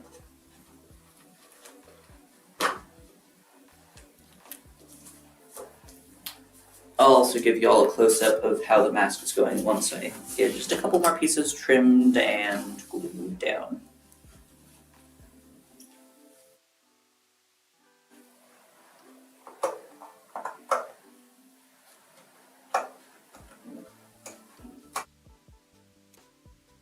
That was a nice smooth cut. I'm very happy with how that turned out. Ooh, you just picked up a fake nose ring. I used to have a fake nose ring until I got my real one. That's cool. I like them. They're a good way to experiment with body modifications before you commit to getting one. Yes, cooking. I've done a couple of cooking streams before just because I have to cook sometimes, and occasionally I'm still on stream when I realize I need to make food. And people seem to dig it, honestly, more than I would have expected.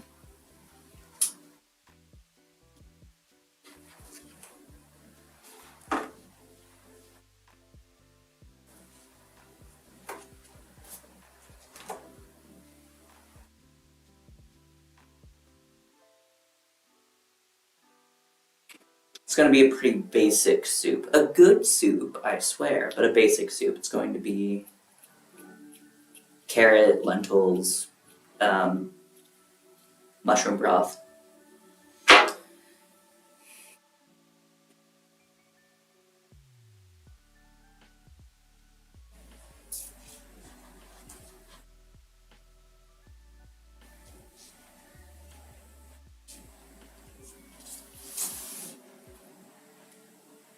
Ooh, chunky Converse. I mean, chunky Converse are cool.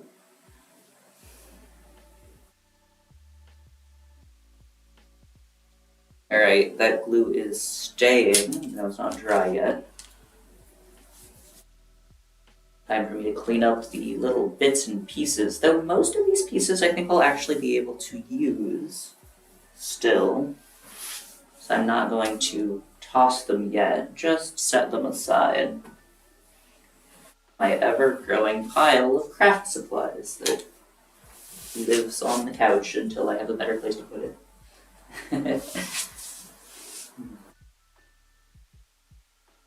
I am covered in little bits of cloth from trimming my fabric. Wonderful.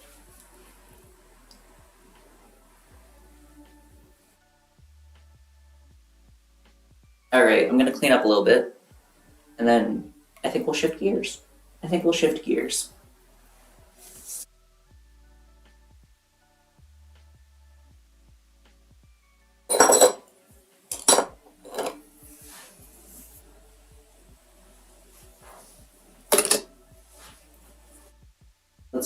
Let's get one last nice close-up look at how the boots are doing.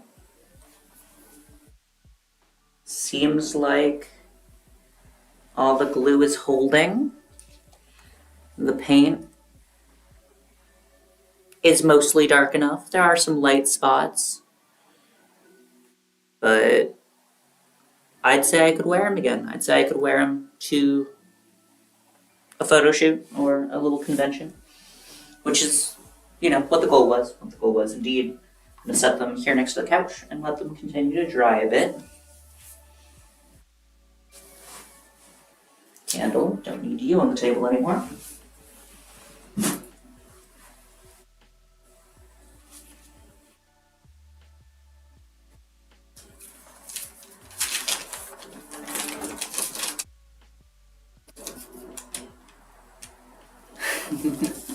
I am not as good at walking in heels as I used to be. I will be honest. I struggle a little bit now. I used to be very good at it. I would wear heels and platform boots and stuff all the time. Oh, little piece of fabric I do actually need to throw away because it's too small for anything. And then I got out of the habit of wearing heels because I transitioned and avoided feminine things for a while, and because of that, I ended up out of practice. And I still don't wear heels as much as I once did, despite the fact of really liking them. Because social pressure and all that. Because the lighting in here is good, I'm going to grab all the materials I need to start cutting vegetables and stuff for the soup and just do it here.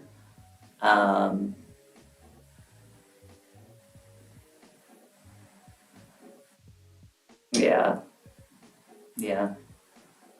I find that some heels can actually be easier to walk in than flat shoes for me, but only if they have a very particular toe shape.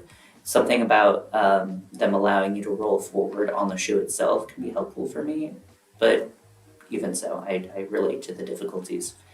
I'm going to get washed up, grab the stuff that I need for cutting vegetables, and I'll be right back. So I'll be back in 5 minutes or so, probably less. The headphones stay here though.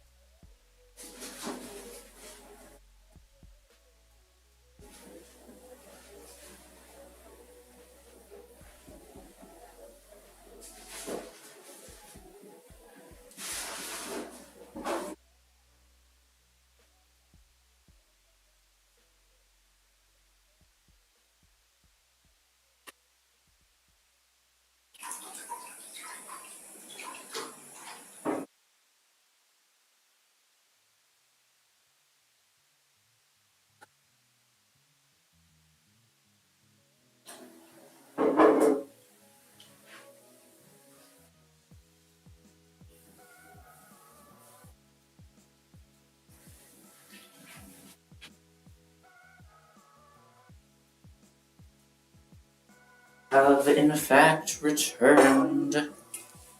What?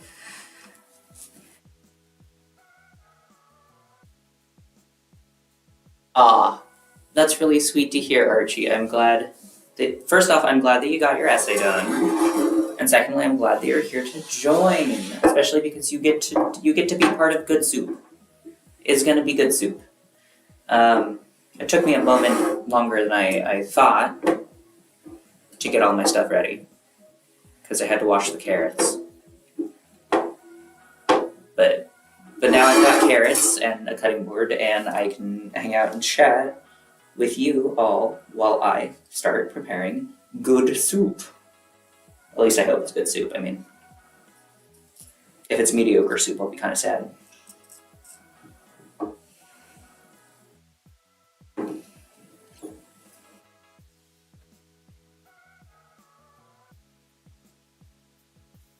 Well, I mean, even a mediocre soup isn't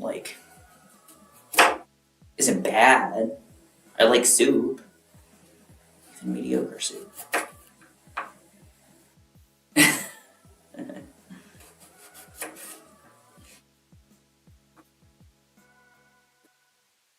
And I'm open for topics of discussion.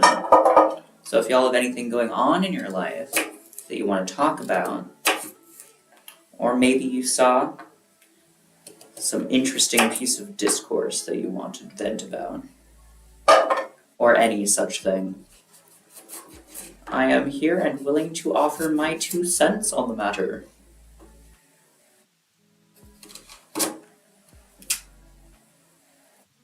For whatever that's worth, of course. I have been largely off of social media recently, so I don't know what the current debates going on are. Outside, of course, of discussion of the US election, which I would talk about, but I'm not necessarily thrilled to talk about. So it wouldn't be my first choice of discussion unless that's really what you guys are interested in at the moment. Though I know a lot of you aren't even from the US, so I don't know why that would be your go-to discussion topic.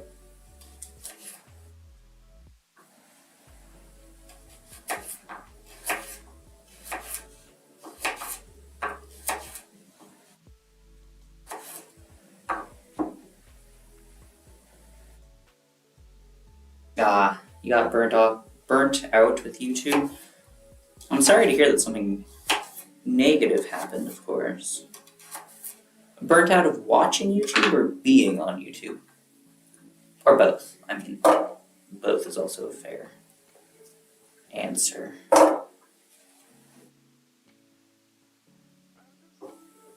I'm enjoying posting to YouTube. And I've been watching some stuff. I don't know. I just haven't found much that I've been interested in engaging with recently.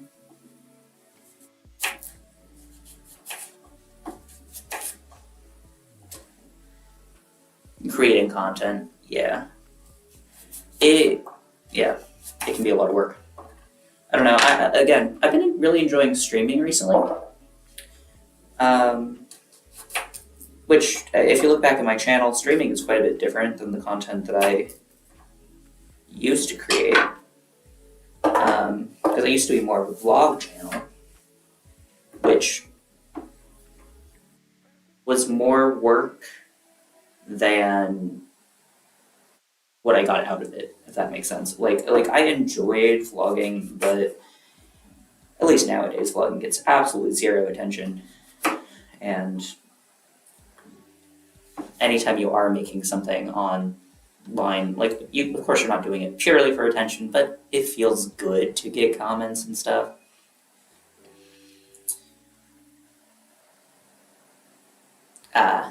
Yeah, again, creating content shouldn't be about follower counts. It should be about doing something that you like and that is enjoyable to you.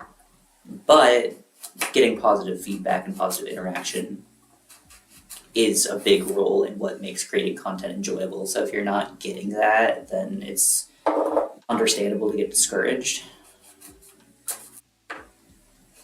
So I largely moved away from vlogging because I was getting nothing out of it, and also I don't know, I got tired of sharing my life to that extent online. I have tried my hand at video essays. I currently have one up on my channel, which I really enjoyed that, but it is a long, long process. I plan to make more video essays, but I'm also a full-time student, and it makes that hard unless I can get away with making a video essay for one of my classes.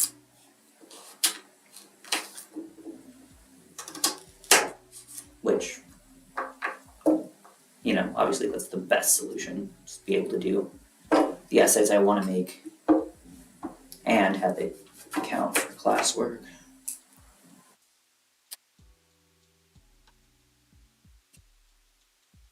I am sorry to hear that you're stuck at 200 subs, Archie. It can feel bad to stagnate. Though you say that you don't mind, so it's good. And it's always okay to step back and take a break from content creating. I mean, you don't owe the people who watch your stuff continued content. If you need to step away, then you should do that.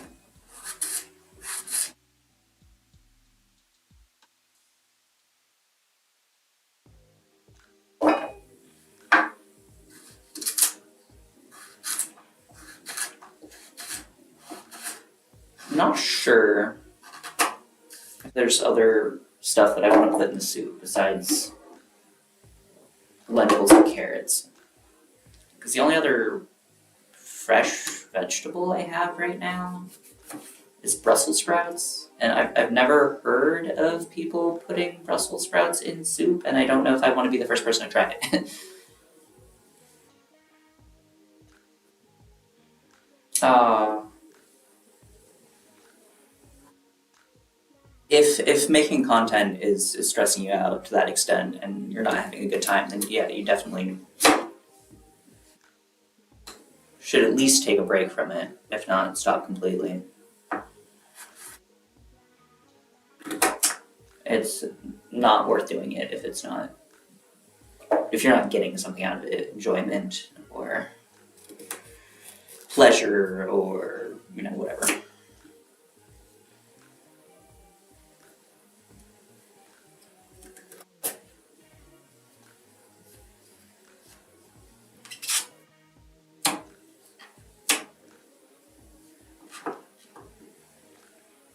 Also, as far as social media goes, like YouTube is a pretty high effort platform if you actually are looking to create and like be involved in that way. But TikTok's also quite high effort, or at least it can be, which I don't know. I miss when Tumblr was the like popular social media because it was a lot more chill. It's a lot more chill, and I'll still use it, but it's not the it thing anymore.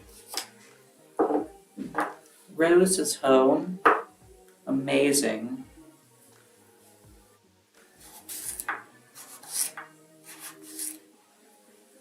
She would have all these carrots chopped in an instant because she has training as a cook, whereas I just have this tiny little knife. Hello.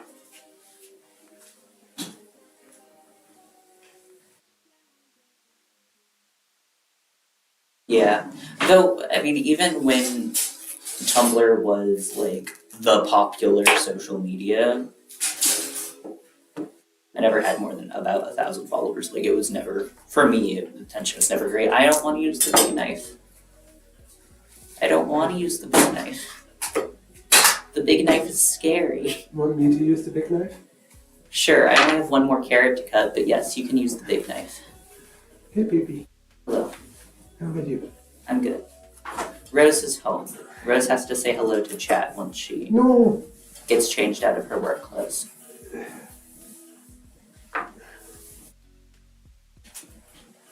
Do you think this is enough carrots for soup? Yeah.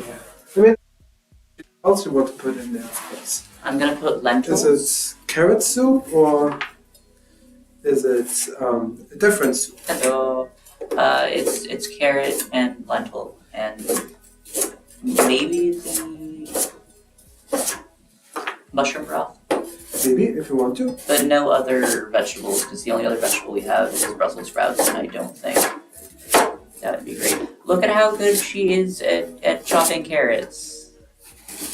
Much better than I am. The carrots are done. The carrots are chopped. Amazing. Wait, Huh? you put them in half.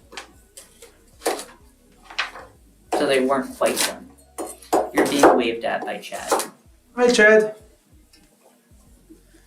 Yes. That happens when you have a cooking training. Yes, maybe you need to tell Chad about your training, because it's cool that you did training. I'm a trained cook. That's all there is to say. I have trained for 4 years and I have worked as a cook for 3 more. So I have overall 7 years of experience, first in a fish restaurant and afterwards in a Bavarian restaurant, so I also know a lot of meat things. But of course, soups are a ground thing that every cook knows about, and that's easy to make. Yes. Yeah. Hi, Jed. For the next steps of making soup, I need to move to the kitchen, but I don't really have a good space cleared off. What do you mean? The counter's still full of stuff. I did do dishes, but the counter's still full. You can just roll this thing with you. For actual cooking. Okay. But yes, I can take that. Oh? You got a woad. Yes, no, I think it's a smiley of impression or confusion. I don't know. Alright, people, we're moving to the kitchen to continue the good soup. Which means I need to move you all with me. You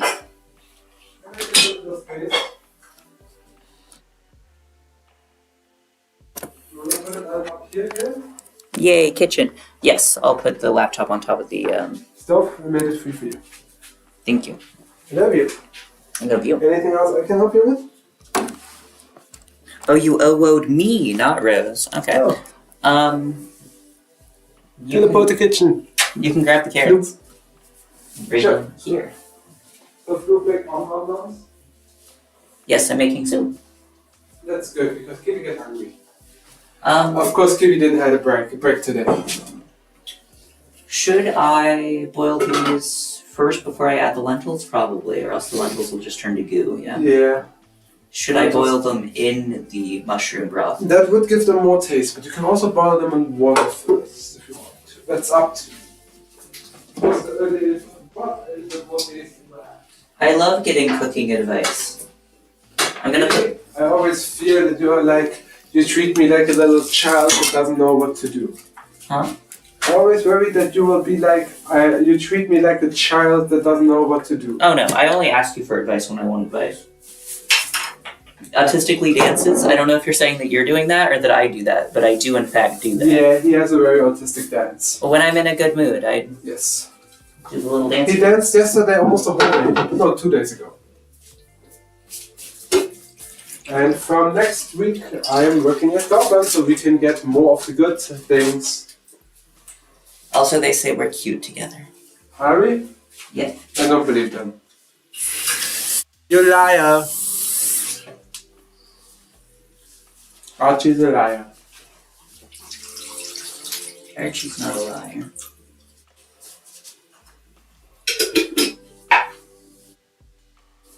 See, I need to adjust this so you can actually see. Yeah, it's got a delay, so that's fine. Where's the lid to my pot?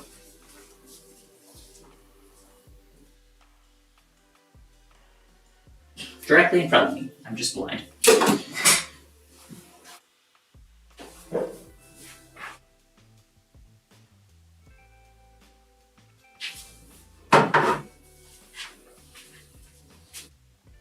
Yes. Which of these potatoes do you think can still use? I don't know. Yeah, then probably the big ones aren't. But they're all very soft, so they could all be usable. But where's the fucking soil?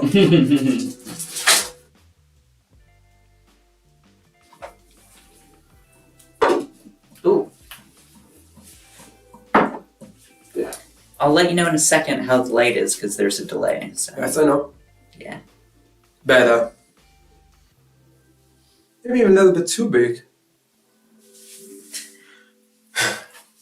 Never look at a close-up of a worm.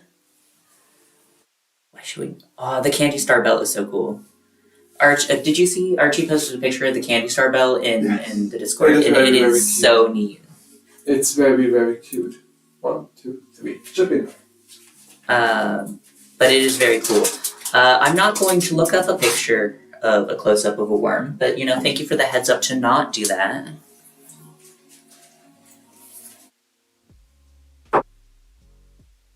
We might put potatoes in the soup if the potatoes seem soup-worthy still. Which would be fun because these potatoes are potatoes that we got out of our own garden. And I always like cooking with our own produce.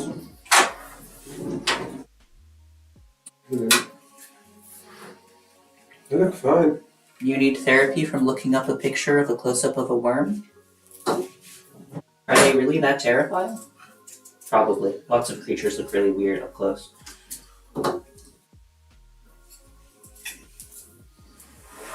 No. Totally fine, man. Okay, cool. I'll put those in the soup then. You can put those in the same time as the carrots.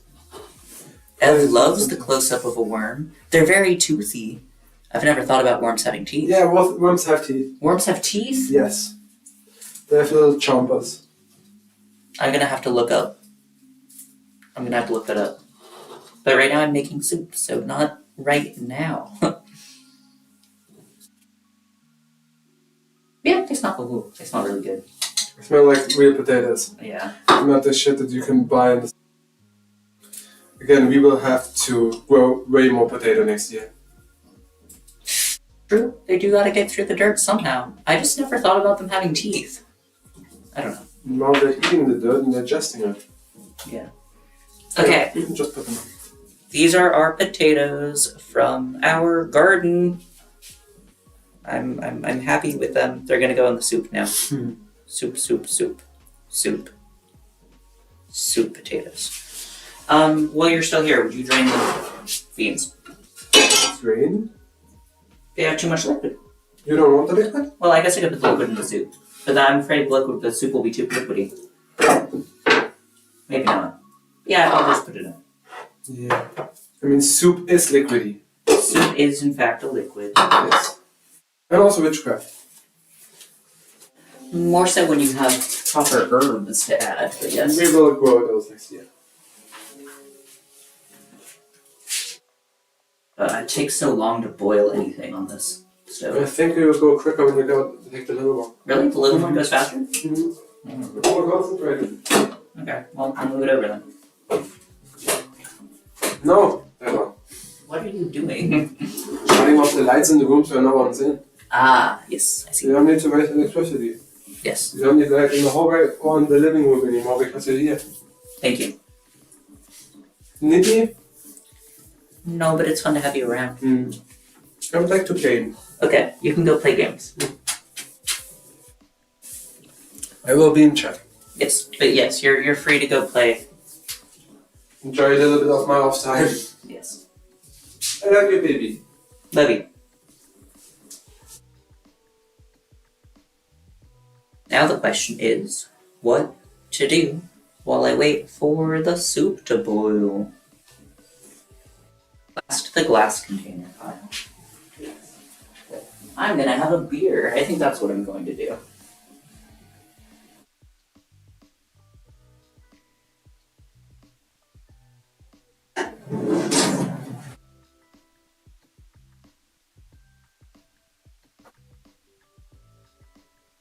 Yes.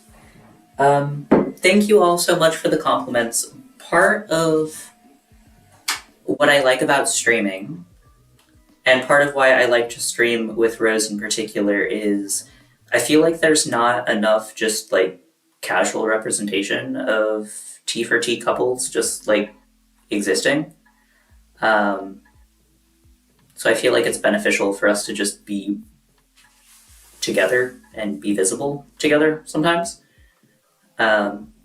Also, just of course, I like having her around. So it's nice when she's available to moderate my streams or to hang out.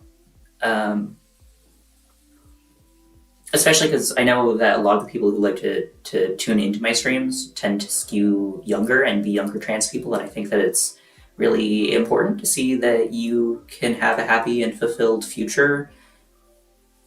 Also one that includes other trans people and being openly trans. But a little heartfelt commentary over for the moment. I'm going to tell you about this can opener that I have because I'm knocking things over, I think. No, we're all good. I called you out, Overgrown Adler. Well, I'm happy that the representation means something to you. I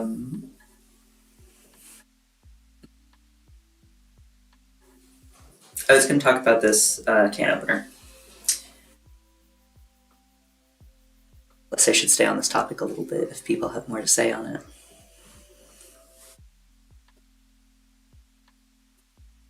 Mm-hmm. Yeah. I honestly can probably think of more real life T for T representation than I can T for T representation in fiction. And most of that is just content creators that I know of and watch. It's really not something that you see a lot, especially not with people who are like openly, visibly trans. Which The people that I can think of that I'm familiar with who are T4G are very important to me, so I am happy if I can do that for someone else. Okay, story of this before I use it and put it away and forget to ever talk about it. My this is going to be an emotional little bit too. My great uncle, so my grandma's brother, used to collect a bunch of things. He collected shot glasses and can/bottle openers and just all kinds of things. Um, and this can opener is one of the few things that I took from his house after he passed.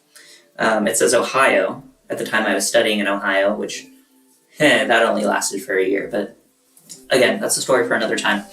Um, I took this can opener because it was one of the only ones that was from a place that I had actually been. Um, but I also took a handful of other things because I was helping clean out his townhouse. And the other thing that I took was a gold ring. It looks quite a bit like a wedding band, and I think it probably was intended as a wedding band. I never saw him wear it, but I found it when I was going through his desk in a envelope alongside a photo of him, and man, he had been very close friends with for a long time. I think there was definitely more to that relationship than he was open to telling the family about. But as the only other queer person in the family, as far as I know, it meant a lot to me to be able to take that and keep it with me. And I usually wear it. I'm not wearing it right now, or else I'd show you. But I've been thinking about stuff like that the last couple of days because it's been Halloween, and Halloween has the Halloween Samhain have the association with the veil being thin between worlds and it being like a good time to make contact with your family and your ancestors and whatnot. So I've just been thinking about the queer people who've been close to me in my life, both physically and emotionally. Despite all of that, again, I recognize that I have younger viewers. Despite that, I'm going to have a drink. I'm not recommending it for you all. Be responsible.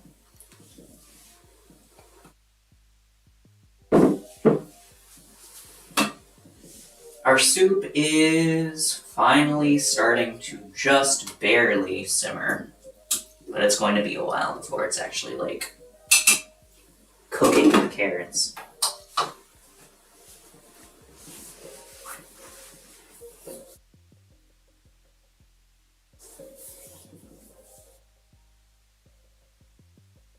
Yippee, I didn't respond. Thank you for the compliment on the ears. I have two different pairs that I wear on stream. This pair was made by an artist, Lisa Lodna. Why can't I pronounce her last name? I can copy and paste it in case you're interested in looking up the artist.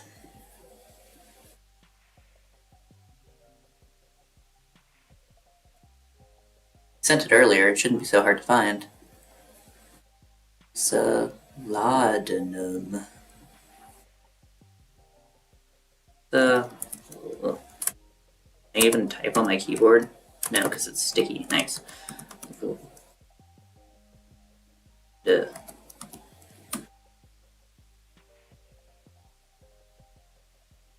The ear maker. For those of you who are interested. Yes, good soup. Good soup.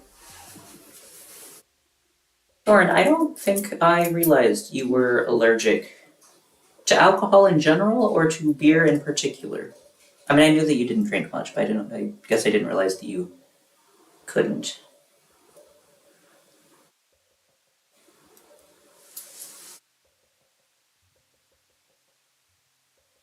Can opener is going back in the drawer now before I forget and leave it on the windowsill because I'm bad at putting stuff away.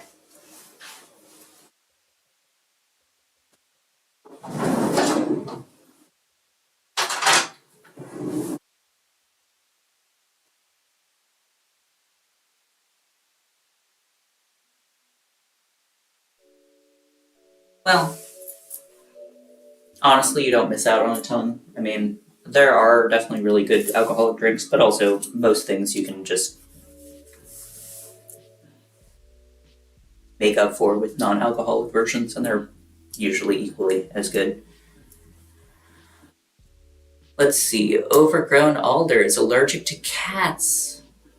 It's sad, and yet you have 25. Do you have to take allergy medicine for that all the time, or do you just grin and bear it? Also, 25 is a lot of cats.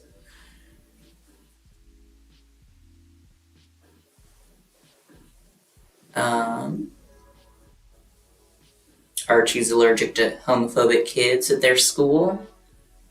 I relate. I remember being in school and having that be an issue. Although honestly, it feels like it's gotten worse in the last 10 years since I was in school. Ugh. It also depends on where you're from. It's raining for Venus. It was raining here earlier, but it's not currently. Doran, you can make very good alcoholic drinks, but can you make a good mocktail? That's the new skill that I want to learn. I want to make good mocktails because they can be so good. You don't always want an alcoholic drink, sometimes you just want something tasty.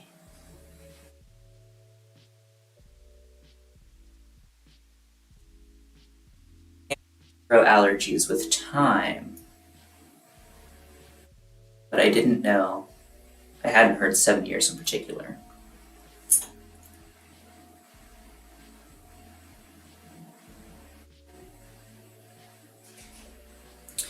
The ears are from... I'm gonna write the name again. Lisa...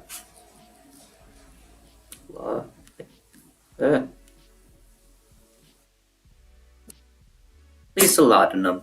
She's got her own website, but she also, I think, sells on Etsy. I picked them up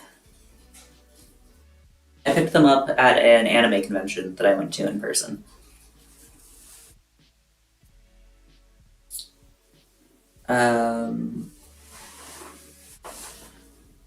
Termican only had one homophobic interaction.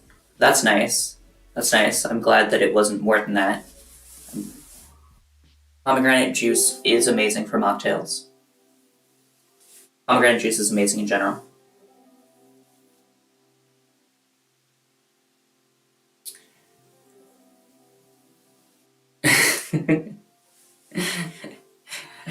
I'm trans here too, but I don't have a flag in this room. Let's see.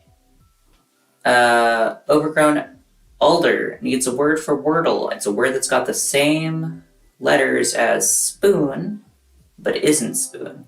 Wordle's always 5 letters, right? S-P-O-O-N. Let me think. I want to hear about Rose's Day, but first I want to think about the wordle word. Spoon, not spoon.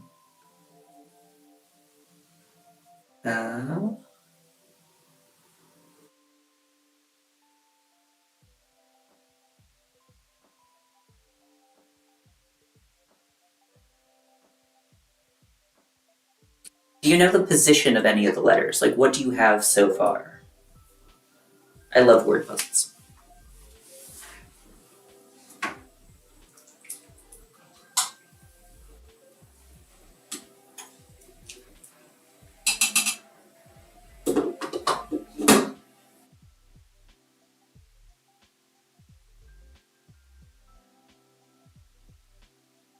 Snoop. It's Snoop.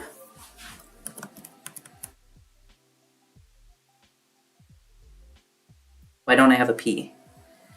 I can't type. Yes, it's Snoop.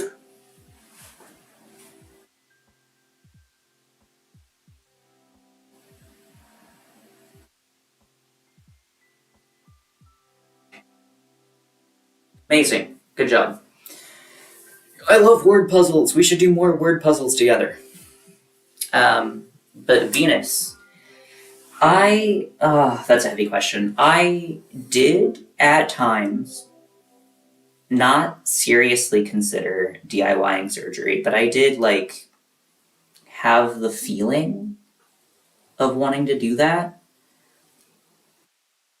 Um, Obviously, don't do that. You don't have the training to do it, and like, but I understand the emotion behind it. Like, I understand the feeling of urgency of needing to get something done and considering doing it in an irresponsible and self-harming way because you need it done.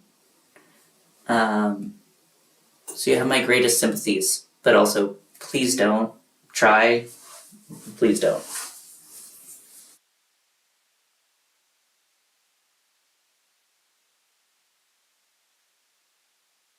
I need to restart my playlist again.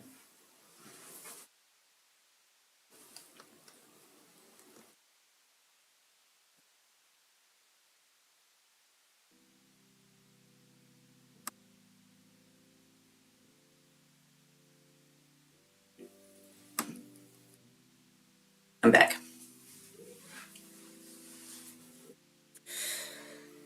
Oh, and there's a lot to address in the chat. Archie, that's good and smart, and I give the same advice all the time, but of course, pursue the care that you need, do the things that you need to do when it comes to coming out and transitioning and all those things, but keep your safety in mind. So I think it's a great thing that you're going to wait until you are in a safe living environment before you pursue that. That said, it's great that it sounds like you've got a plan and that you know can do that, get that taken care of. Much love. Moving down the list in the chat, overgrown alder, the person who told you that, the person who told you that you can't be a lesbian if you're agender, doesn't know what they're talking about. Obviously, don't let other people try to dictate your identity because no one can tell you who you are besides yourself. But also, that just demonstrates like very little knowledge about lesbianism and the lesbian community and its history. You very much can be agender or non-binary, etc., and a lesbian. So I'm sorry that someone told you that. That's stupid. Rose, I want to know about the interaction that you had today. So when you have the chance, let me know what happened and we can discuss it.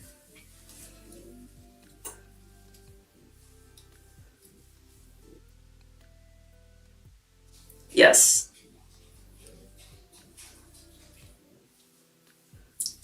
Jorn, exactly right. The older I get, the more I'm like, there's lots of terms and they all mean different things, but they all mean the same thing together for me, which I know is a very unclear way to say that, but like, lots of feelings regarding terminology in ways that wouldn't necessarily make sense to other people, but they don't need to make sense for other people because a lot of my terminology use is for me to identify and understand myself more so than it is for other people. Is it bad that you did Hot to Go and a Miko cosplay? No. Why would that be bad? What would be bad about that? Are you asking because Miko is supposed to be like 16? I mean, Hot to Go isn't explicit, so I don't know why that would be a problem. Okay, just because you were asking. Yes, Rose is referring to her own boss. Luckily she gets to work at a different location soon. Close to AAA battery, as in agender, aromantic, and asexual? Or as in agender, asexual, and autistic? Or a different set of three A's that I'm not thinking of?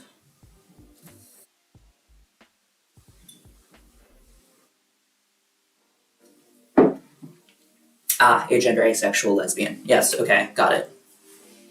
I see that it would be agender, asexual, aromantic. Well, I've heard AAA also used for including autistic in there, which is why I wanted to ask.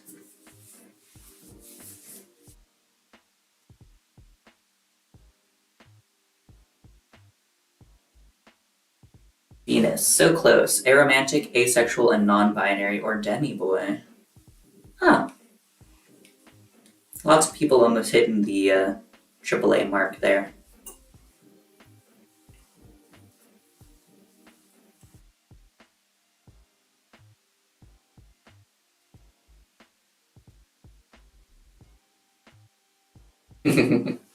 A's are a good letter. I want my soup to boil. Let's talk a little bit about my kitchen setup, by which I mean I'm going to talk at you and you get to listen, and then I will continue reading chat because there's things happening in chat. There's always things happening in chat. Anyway, you might have noticed I don't have a normal oven and stovetop setup. I'm doing my cooking on a hot plate, which it works. I'm quite happy with it. But it takes a long time to heat things up and a long time for things to boil and things like that. I have a toaster oven and a hot plate, and together those things do a pretty good job at replacing the need for having an actual oven and normal stovetop. But occasionally I just need to remark on it because it's not your normal kitchen setup. It was much less expensive than your normal kitchen setup, especially because I got the toaster oven for free. And it was a lot less. It was a lot less work because I didn't have to install an oven. But I still think it's something worth acknowledging. Like, yes, I know that this is not usual. I'd say that it's very much giving first apartment vibes, but this is not my first apartment, so I'm sure that says something about me, right? I think what it says is that I didn't want to install an oven, for just being honest.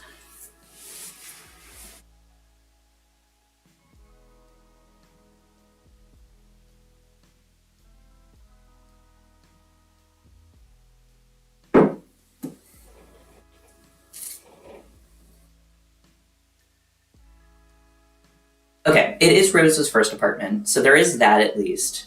And I mean, yeah, okay, it does have college vibes. To be fair, I'm still in college. I am still doing my master's.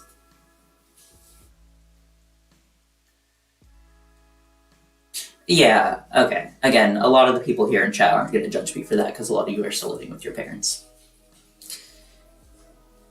Bye, Venus. It was nice to talk to you. It's nice to talk to you. I lost my train of thought. Oh, right, okay.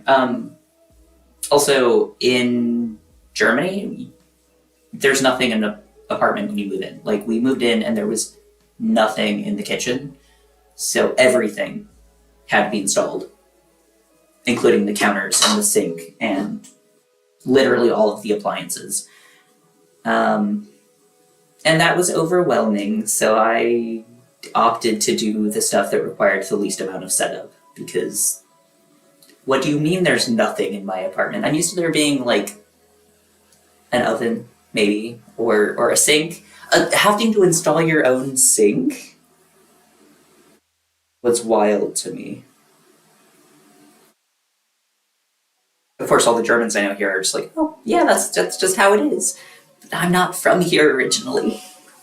I'm from the US, and it was a culture shock.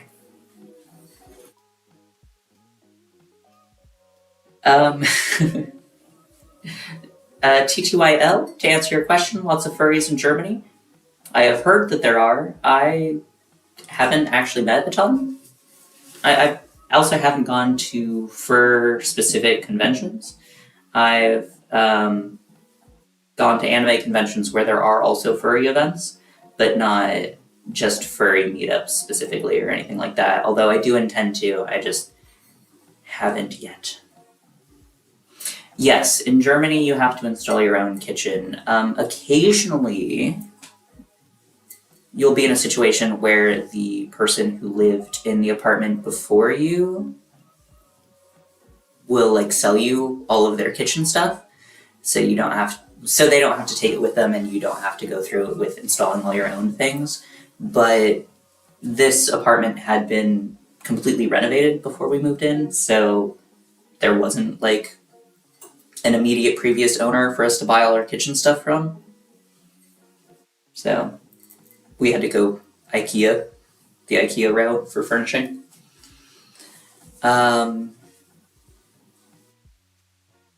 What do you have in an apartment when you first move in?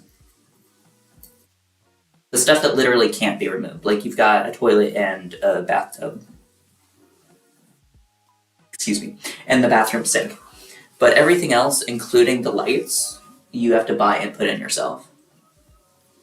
I do like IKEA. It is convenient. Obviously, the furniture isn't the highest quality, but it was a lifesaver for furnishing this apartment, considering that neither me nor Rose can drive.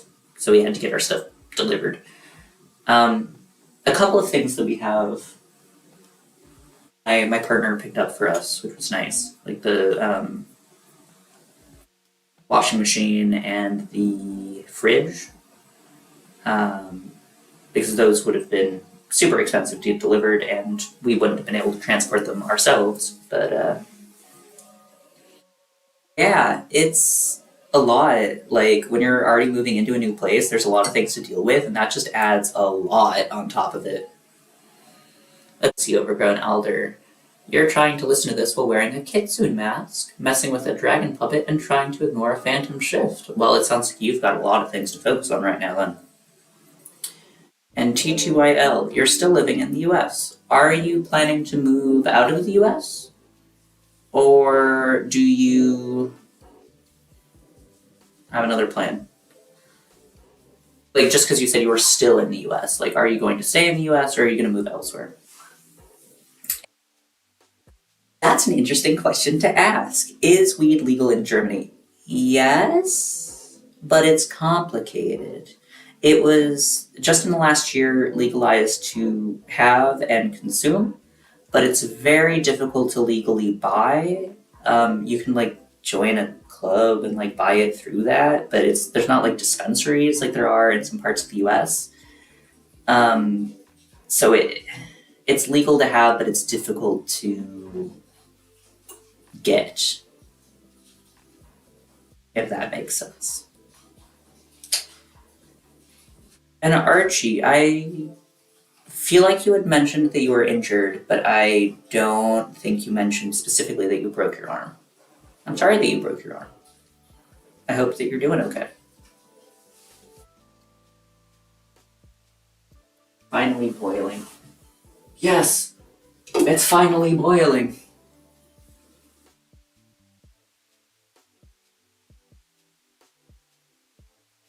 Wait, we can be gotten at pharmacies now? The rule had been that you had to join those clubs that would allow you to get a certain amount a month. Is that not the case anymore? Since it is a relatively new thing that has been legalized at all, the rules are changing, so.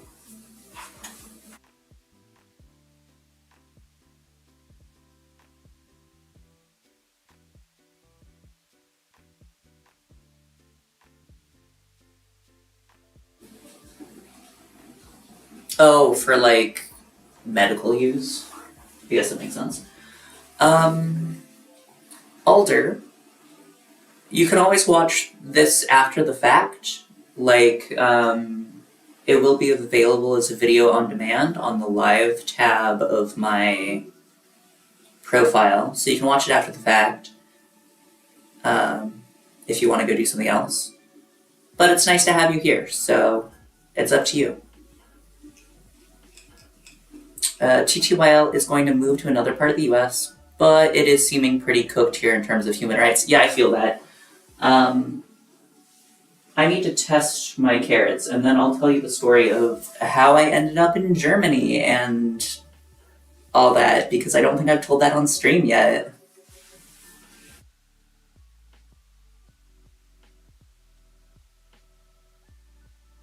well, the carrots are going to need to cook a bit longer. They're still hard. Ouch. Yep, those are not cooked at all. All right. First, Archie. You were playing rugby, got a little rough, and someone landed on your arm, and it was already sprained, so it made it worse. I think that I had heard that you had sprained it, and then I don't think I had heard that you had broken it. So I'm sorry to hear that that happened, and I hope that you're feeling better soon, though I know that broken bones take a while to heal. I know, I'm just impatient. I am going to have to taste the broth and see if I need to add anything to it, but I'm going to wait a little bit before I do that. Because now I want to tell you all the story of why I'm in Germany. You have wireless headphones, so you can do this with headphones. That's great. So, okay, TTYL, I hope you are still here with us because your comment got me thinking about this. I didn't necessarily intend to move to Germany. When I did, I'm going to have to think about years a little bit. I graduated my bachelor's program in 2020, so into the pandemic. And my life plan was a little bit up in the air after that because of COVID and knowing how that was all going to continue on and whatnot. I ended up doing a year of a master's program in Ohio in 21, 22?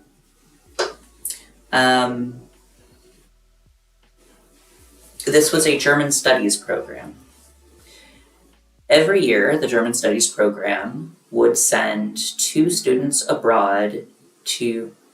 That's okay, Alder. I'm sorry that you have to go, but again, you can always watch this after the fact if you want, or, just catch me next time, like, subscribe, all that.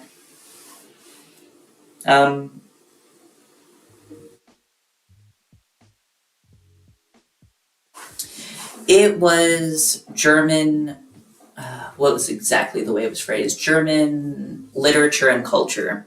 So I was studying the language, but also the culture and the history and just all of that. It was sort of general German studies in the way that in the US, German studies tends to be just very broad, covering kind of all those topics. And the program I was in had an exchange program with a university in Germany, in Dresden. So every year, 2 students would get sent from Ohio to Dresden and from Dresden to Ohio. At the end of my first year, the program realized that they didn't have enough people volunteering to go to Dresden for the following year. I got talked into being one of those people to go abroad. So that was... let me do math in my head briefly so I can make sure I have the years right. This school year is 24, 25. So last year was 23, 24. So 22, 23. Okay. In 22, 23, I studied in Dresden. I went abroad because I was talked into being one of the people to go abroad for this program. During that time, I got to watch, from an international perspective, as an insane number of anti-trans laws and regulations got passed in the US. The day that I seriously considered simply not returning to the US was the day that the Attorney General of Missouri decided to disallow HRT in Missouri. That was one of the first major anti-trans pushes that happened during that time period. And I'm not from Missouri. I wasn't living in Missouri, but my therapist at the time, who I was seeing online, it was a trans person from Missouri. So I was seeing this directly affect someone who I trusted a lot and who I put a lot of care into and like not care into, but who I cared about a lot and who I was looking up to a lot and who had an important role in my life. That's my therapist, and seeing how this directly affected them, and knowing that it wasn't even a legislative thing, it was just an attorney general deciding to sign this into effect, had a big impact on me. So at that point, I gave myself a week. I gave myself a week to think about it and come up with pros and cons lists and all of those things and decide if I was going back to the US or if I was going to start pulling out all the stops and doing all the things that I would have to do to be able to stay in Germany.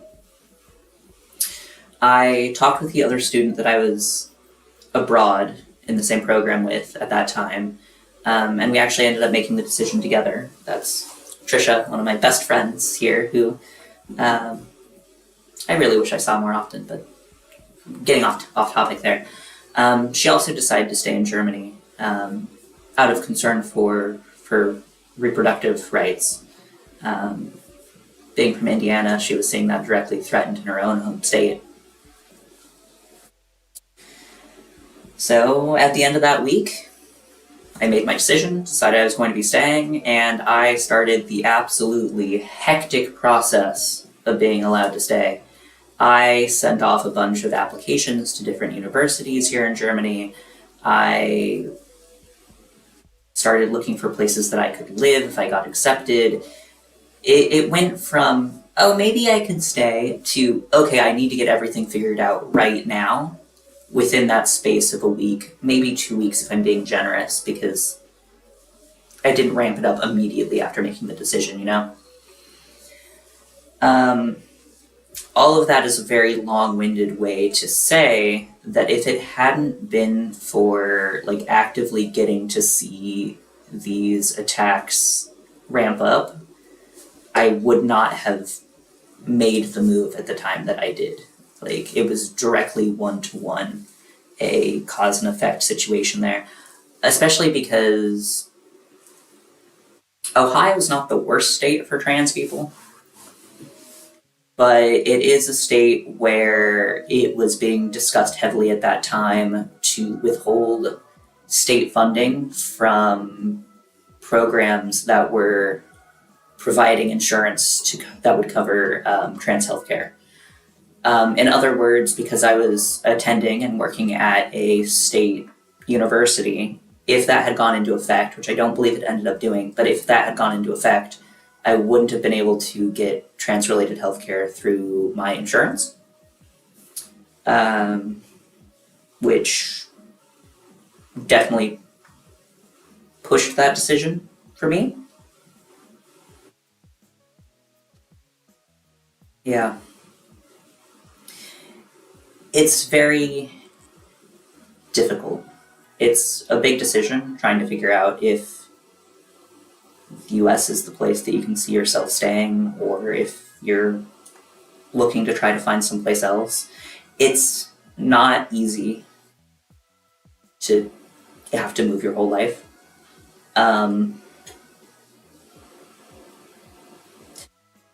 I was only able to do it in the amount of time and the way that I was able to do it because I had strong connections here in Germany already. But for most people, it's going to be a much harder situation, and I don't think that moving is the answer for everyone. I think it's really going to come down to where you have connections and what you can imagine your future being like.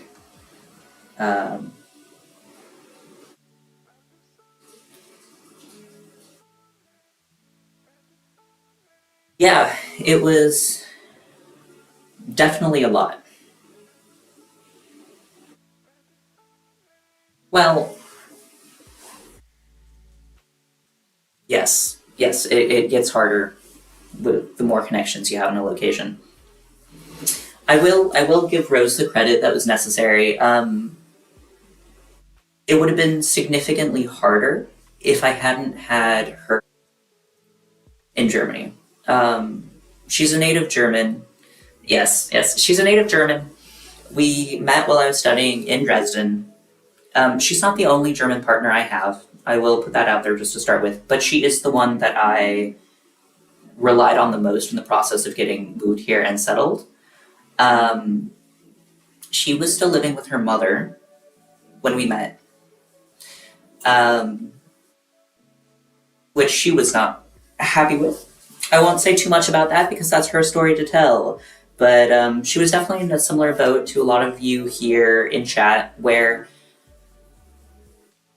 she knew she was trans, and she was, more or less ready to like get started with that, and coming out with all the processes that go along with that. But she wasn't living in a accepting family. Not that that was the only problem with her living with her mother. There was other issues going on too. But again, her story to tell. But we met while I was in Dresden. She started spending a decent amount of time living with me in my apartment, my dorm room. So we were already kind of quasi-living together. And when I made the decision to move to Germany, to not go back to the States, she was by my side immediately to help me find a place to live and to help us find a place to live, actually. Like she decided immediately if I was going to move to some place here in Germany, that she was going to be moving with me, that she was going to move out of her mother's house and move in with me. As soon as I was accepted to a university, so I knew what city I was going to be moving to, she put in her notice at her job, let them know that she was going to be leaving, and started with me looking to find a place to live in the city that we've ended up moving to, and also started looking to find a job and all that.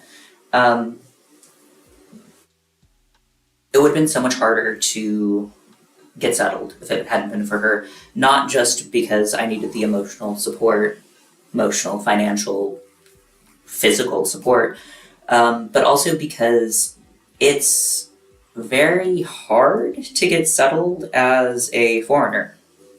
A lot of places don't want to rent to you, a lot of places aren't, like, anytime it came to paperwork, having her by my side and having her be able to argue with officials if needed, put her name signed on paperwork, things like that, it made it a million times easier.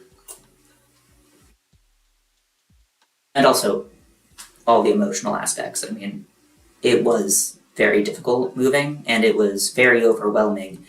And I think I could have done that without a partner by my side, but it would have been a lot more difficult. Archie, I'm sorry to hear that you don't think your parents will be accepting. It's good that you're doing what you need to do to keep yourself safe in that situation. But I'm sorry. Still, they might surprise you with time, they might come around, but on the other hand, they might not. Not everyone does. Know that you have people who love and care about you, even if your family is not ready to accept you for who you are.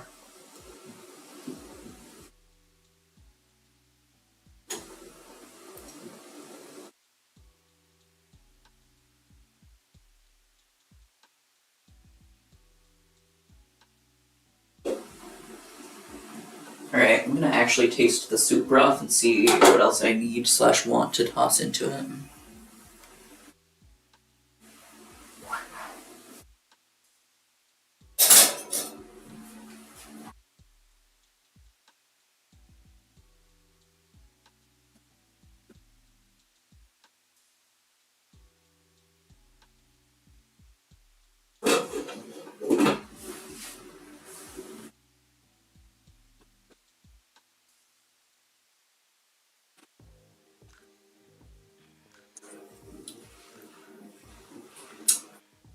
I definitely need to add something to that broth because it's very bland.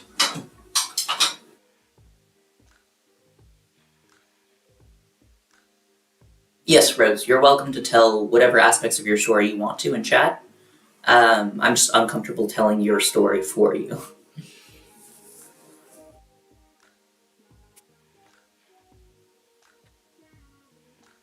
Termican, I have a very clear mental image of what I think the color blue Rizzler would be. I imagine it being blue raspberry. I don't know if I'm right, but if it's not blue raspberry, I'll be disappointed.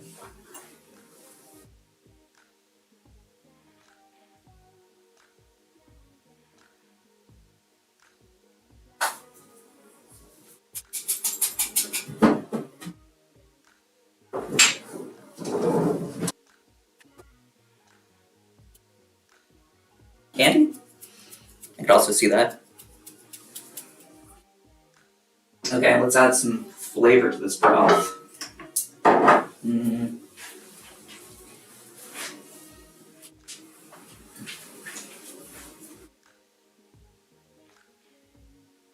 Slightly purple pastel blue with pink shimmer. Fascinating, not the color I would have expected. Alright, I'm tossing in some Gemüse bouillon. Sorry, that was German. Vegetable bouillon. To add a little bit of salt and a little bit of other flavors.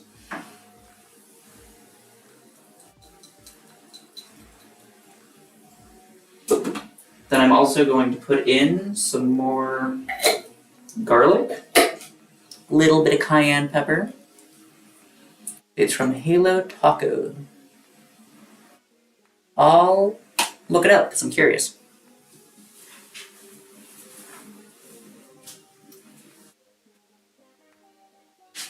But not right now. Right now it's still good soup time.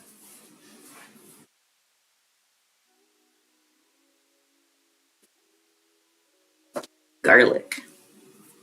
Knoblauch.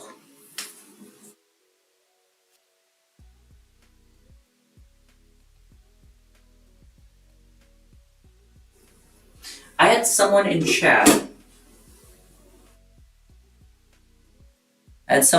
Who wanted to learn German. I don't remember who it was. Archie, did you want to learn German? If so, here's your German word for the day. It's Knoblauch. Garlic.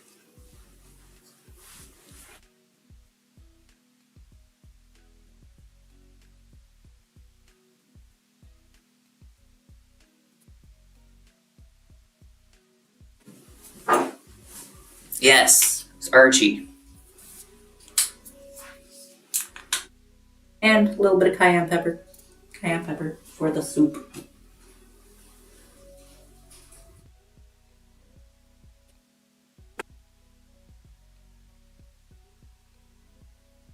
Garlic in Spanish is ayo. You got a Spanish test coming up? Not Spanish. Sorry, I read the message above it and your message at the same time, Archie. You've got a German test coming up. Well, I wish you the best of luck. But more than that, I wish you good studying, because that's the way to get a good grade on your test.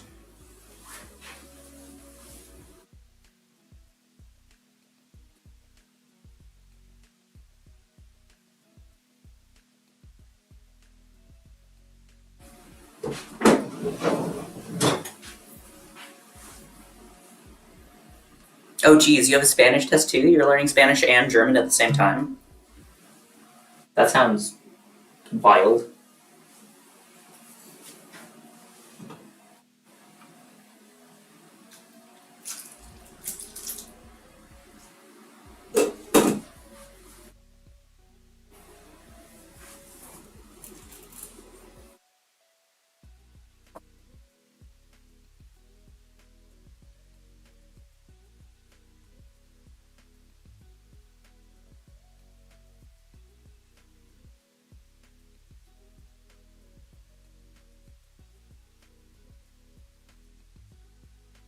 Being given soup instructions.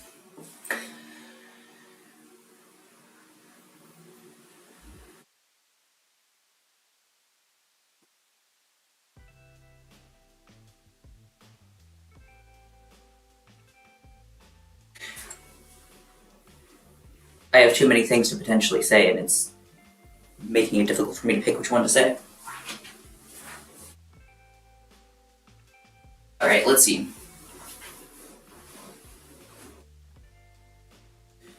Termigan. I understand the fear of pronunciation, because that is often like one of the hardest parts about trying to learn a language, But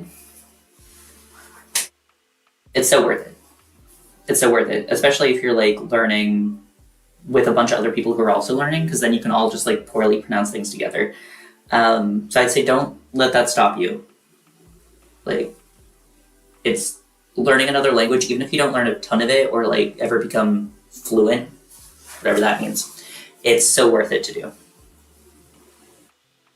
Thank you for all of the tips on Spanish pronunciation. I did pause and think about it because I have taken Spanish classes in the past, but it's been years, so I was trying to remember what I had learned. Also, German gets in my head and messes up my ability to speak Spanish. It's just like, we're gonna think about German instead. And I'm like, no, that's the wrong language. But I do want to get better at Spanish at some point. Because I am not necessarily interested in learning Spain Spanish, which is probably what I'd be able to study here. Yes, yes. Hello, Hyorin. Hello, Ev. All the love.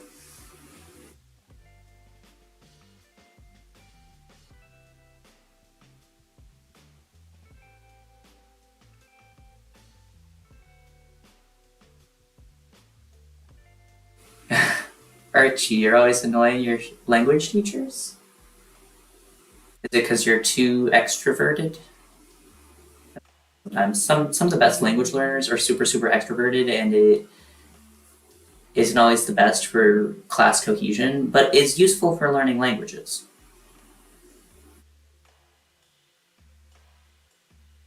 Hello, someone on the internet.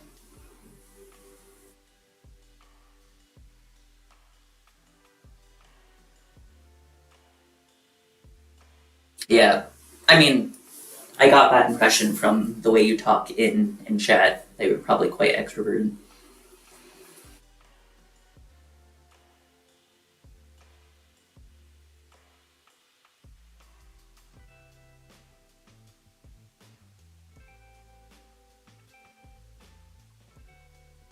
I could never. T2IL says, I love those super extroverted language challenge channels where they talk with random people on Omegle or on the street. Love that. Someone on the internet. Right now, we are talking about language learning. I myself am an English native speaker fluent in German. We're talking about the different languages that people in chat speak. Talked a little bit about Spanish. I'm making soup, is what I'm actively doing. We're also talking about extroversion and the way that it interacts with language learning. That said, we've talked about a lot of things, and I'm open to changes of topic if there are things that people would like to talk about.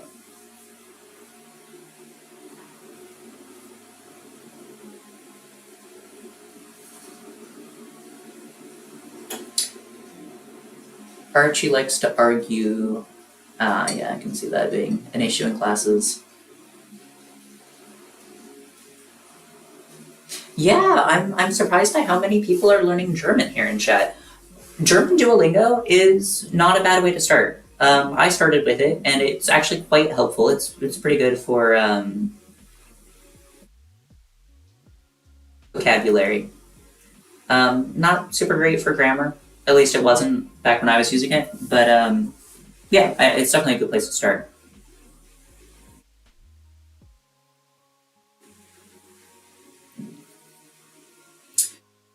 This gives me permission to answer questions that people have about her. So I'll do that if you have questions. She's also a native German speaker, so I'm also going to direct your German questions, if they're things that I can't handle, to her.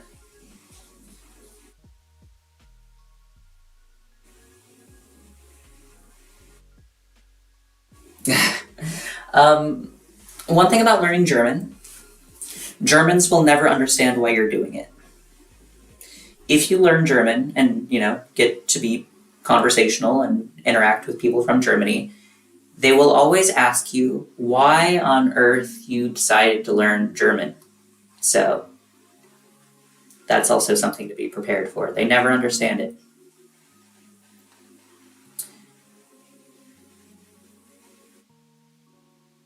Jordan, I'm sorry to hear that your dyslexia makes learning languages difficult. Um, Especially because I remember that you've had like a lot of fun with like playing with language. But I guess there is kind of a difference between like playing with it, enjoying learning little bits of it, using it, and like learning a lot of a language. Someone on the internet is fluent in Swedish and English. I did a little bit of Swedish, by which I mean I took a semester long class in Swedish and I enjoyed it, but it did not stick in my head very well.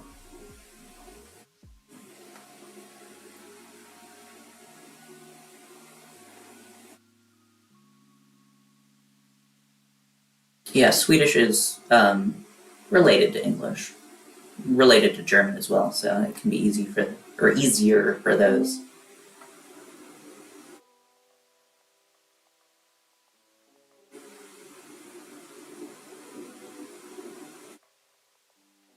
Yeah. Well, I mean, yeah. Like I said, I took a semester of Swedish, but it is all gone. Like it, I lost it immediately as soon as I stopped taking my Swedish classes.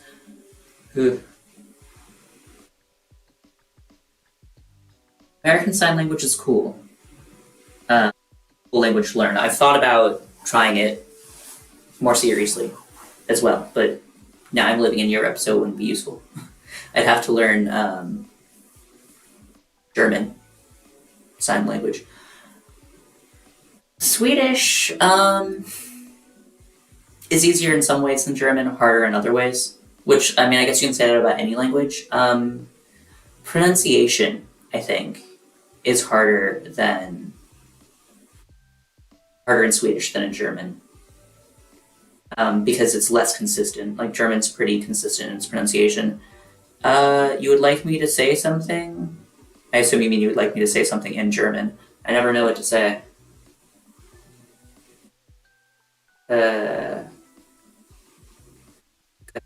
Ich suche. Ich kann das sagen. German Sign Language. Oh, what's the shortened?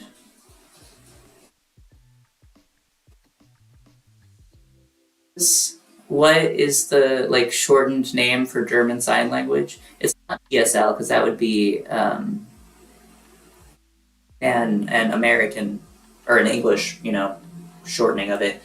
I think it's usually just called Gebärdensprache. But I'm having a hard time thinking of it for sure. I don't want to say the tongue twister, Rose. My brain does not understand. I mean, I can say it, but I'm not going to understand. Wenn fliegen, hinterfliegen. Fliegen, fliegen, fliegen, fliegen nach. Okay, Zeichensprache. Or Gebärdensprache. Okay, I was thinking Gebärdensprache. So I guess there isn't a shortened version. I feel like I've seen a shortened version, but I don't know. There's so many acronyms in German that I do not know all of them. I bought these ears at an anime convention. They were made by an artist called Lisa Ladnam, who I have put in chat several times, but I'm happy to type it again. I just can never remember how to spell her last name, so I'll have to check. Let's see.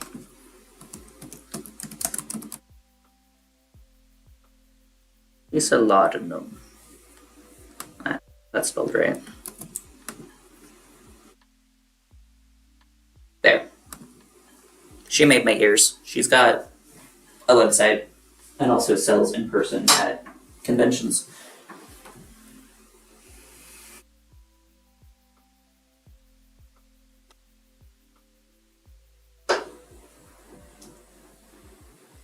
Let's see. First trying the broth.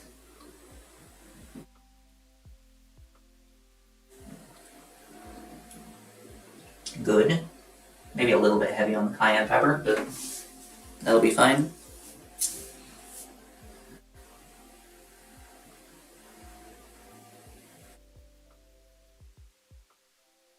Yes, I am a furry, and currently I'm a furry making soup.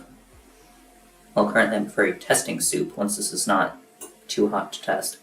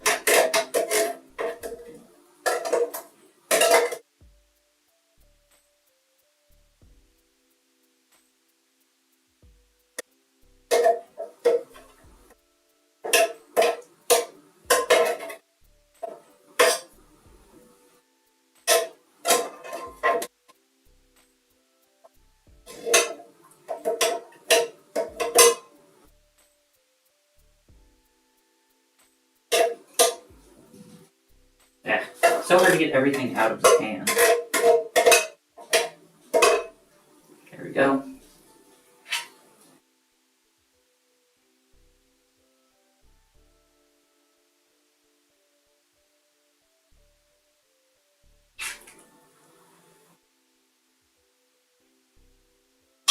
Alright, what's going on? What'd I miss?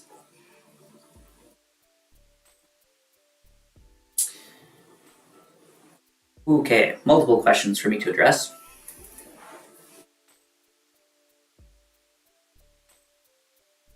Alright, let's see. How long have I been a furry? I actually only got into furry relatively recently. What's that? So within the last 2 years. I've gotten into furry within the last 2 years. Shorin's question. When do dragons become scalies instead of furries? I mean, I would use furry as like the overall term for anyone into like furry adjacent stuff, like as a community term. But for a Sona itself, I think I would divide it on whether the individual dragon was furry or scaly. Like if the dragon was furry, I think I would call it like fluffy. I think I would call it a furry. But if the dragon had scales, I think I would call it a scaly. Like I feel like the term, like the reason to have those two different terms is just to differentiate whether something has fur or has scales. So I would probably like just base it on that as the deciding factor.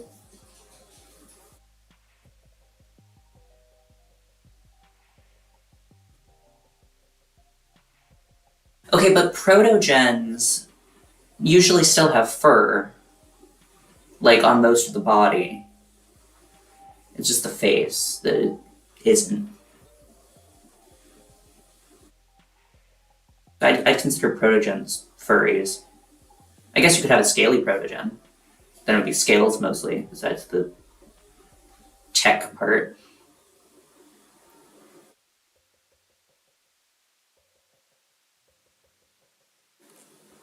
But also, I think the point of being dragons, or the point of being a dragon, is to be cool. Dragons can be scary, but they don't have to be. And even non-scary dragons are cool.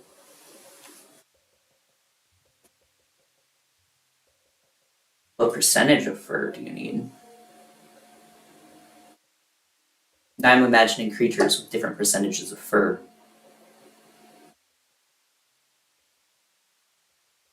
I think another interesting question is what is a bird furry? Like, I've never heard a term for them, like feathery? No, I just always hear them called bird furries.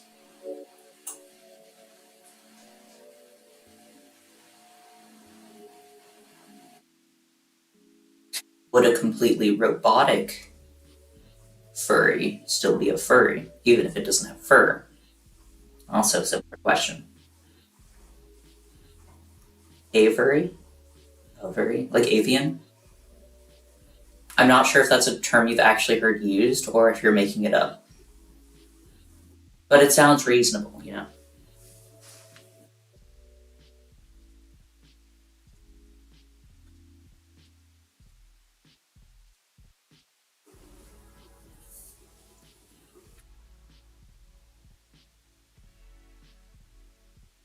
I don't know. I don't have answers to these questions. I don't think I've been in furry long enough to be the arbiter of these types of terminology. Am I LGBT plus? Yes, I'm transmasculine, non-binary, and pansexual. Bisexual, pansexual, both terms are fine.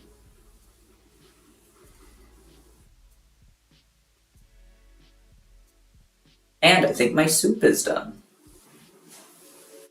Put the beans in. I wanted to give them a little bit to get warm like everything else.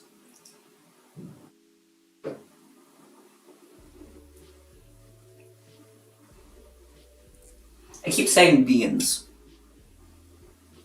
They're not technically beans. They're lentils, which I am told are not beans.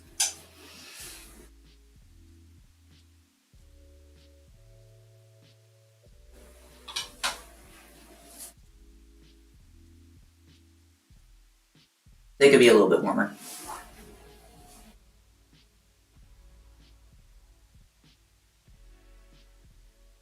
TTYL is queer and pansexual. Nice to have you in the chat. Lentils are amazing. Yes, lentil soup is amazing. I use they, them, or he, him pronouns mostly. I have experimented with other like neo pronouns, but they, them, and he, him are the main ones. I've also used zim, spelled with an X, its, and hen as pronouns. Hen is interesting mainly from a linguistic standpoint, in that a lot of Germanic-based languages have some variation of hen as a neutral pronoun, thanks to Swedish introducing it originally. But that one was more of a linguistic interest than like a strongly felt desire to use that as a pronoun necessarily. Hello, WCUE. Nice to have you back. My soup's almost done. Just waiting for the lentils to get a little bit warmer.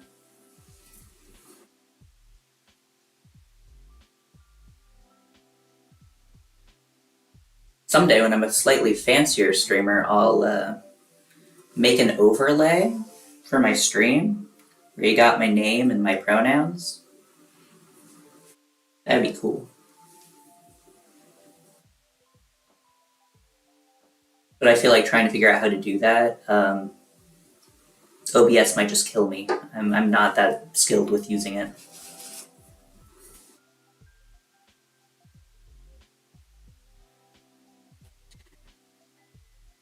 TTYL, I could very happily survive on lentil soup, pasta, and rice. That said, I hope that you were doing that out of your own choice and not because you had to.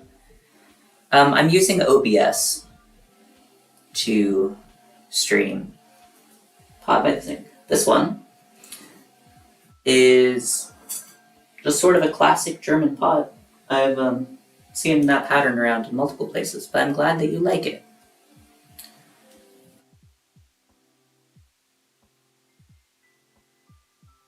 This pot in particular actually came from my garden, which sounds weird, but often community gardens here in Germany have little huts on them. Huts or cabins. I think hut's a better word. And when we took over renting the community garden plot, Rose and The previous owner just went ahead and like gave us all the stuff that he had in the garden and in the hut, and it included a bunch of dishes and stuff, including this pot, which is currently in my kitchen instead of in the garden because I used it to carry tomatoes home in, I believe. If I have questions about OBS, I will let you know. It wasn't a specific question, it was more of a, I wonder how I would do that kind of thing, which I'll look up a tutorial for at some point. But if I have a specific question, I will also let you know. I am definitely getting better at using OBS. It's just taken trial and error. Tomatoes. I don't have tomatoes currently. I had tomatoes that I grew in the garden, and they were quite good. Well, do I have tomatoes currently? I have some tomatoes, but they're still green and on a plant, so yeah.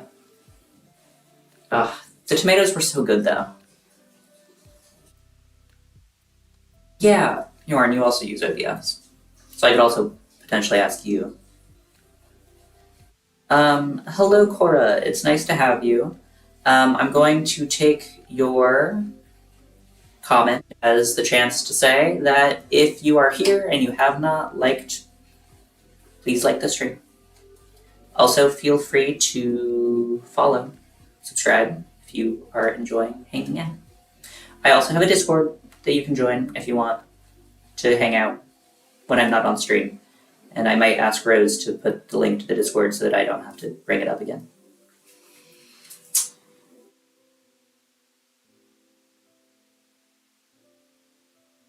Potemkin made, I don't know your pronouns, made their own custom transition. That's really cool.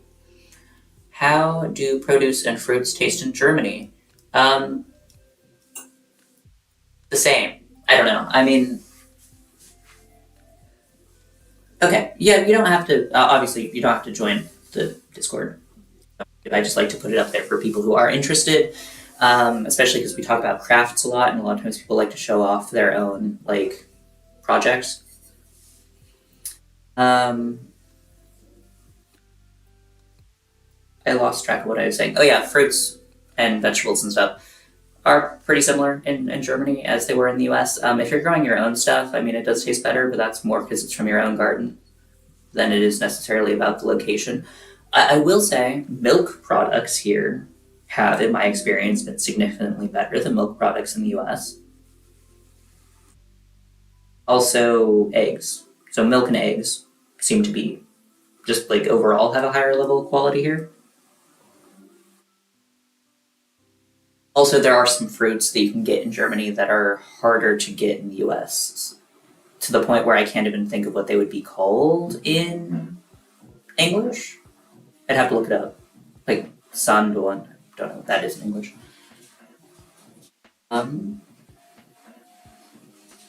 Bread. Yes, bread is also better here. I just forget to mention it. I've never done dragon puppets, but I have interest in them. I think they're cool, but I've never made one. My soup is probably done. Soup ready.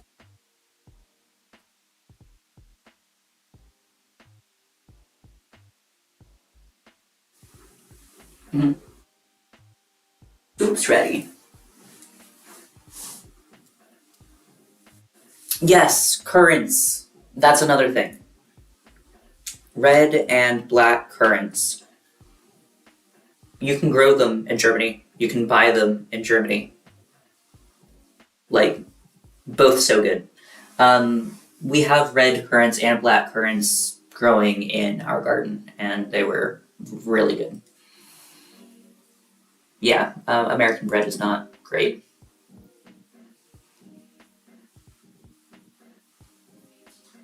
Nice, you've got a dragon puppet in progress. That's really cool to hear. Yes, Rose, we've got red and black currants. Currants are, I'm having a hard time switching between languages. Johannesbeeren. Wir haben Rote Johannisbeeren und schwarze Johannisbeeren.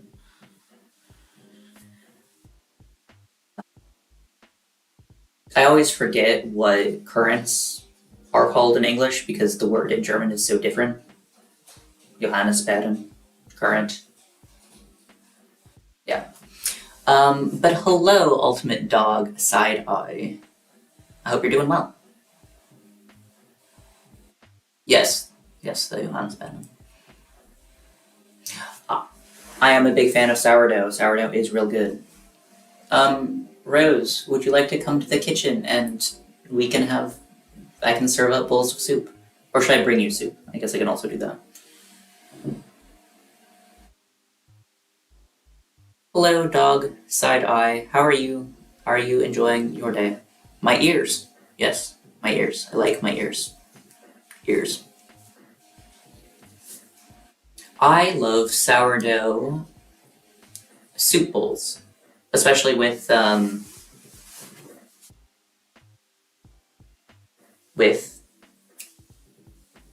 can think. Clam chowder. I love sourdough soup bowls with clam chowder. Amazing. Something I miss from living in California. Time to serve up soup. Soup. I did dishes today, so there's actually bowls clean.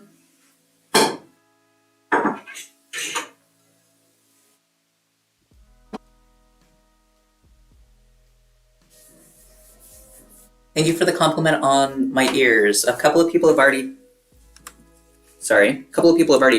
asked. So, the ears are made by this artist. So, if you want to look into them, you can.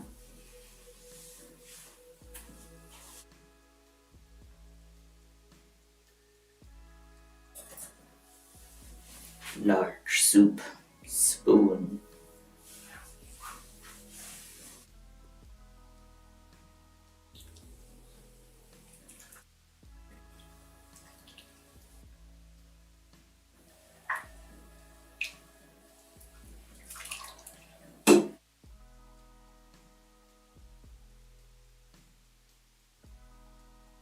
I'm going to deliver this bowl of soup to Rose and then come back and get my own.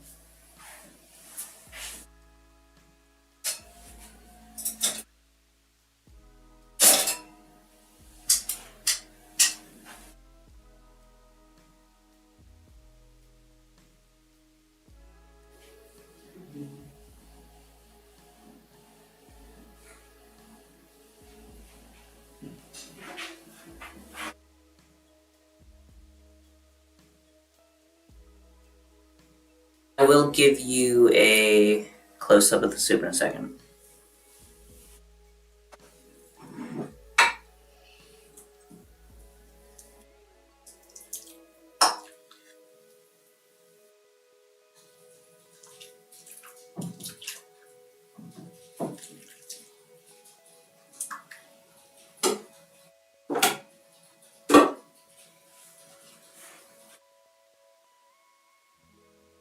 Yes, it's lentil, carrots, and potato in a mushroom broth. So, trying to show it off to you.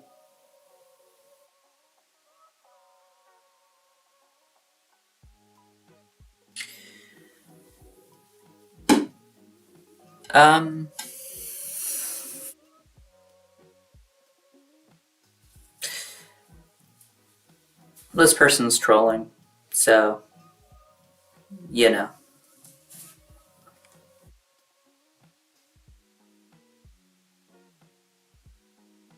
There we go. Alright, let's see. What have I missed?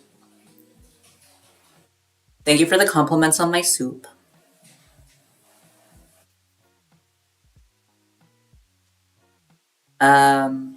Ooh.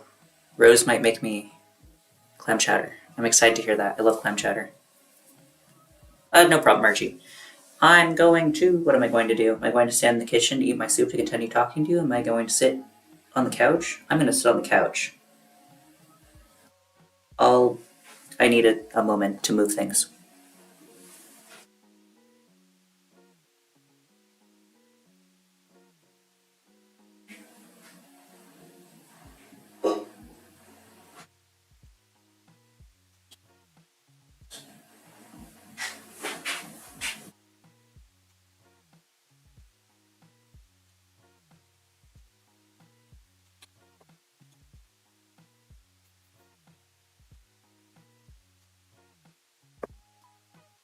You gotta go, Cora? I'm sorry to hear that, but have a good time.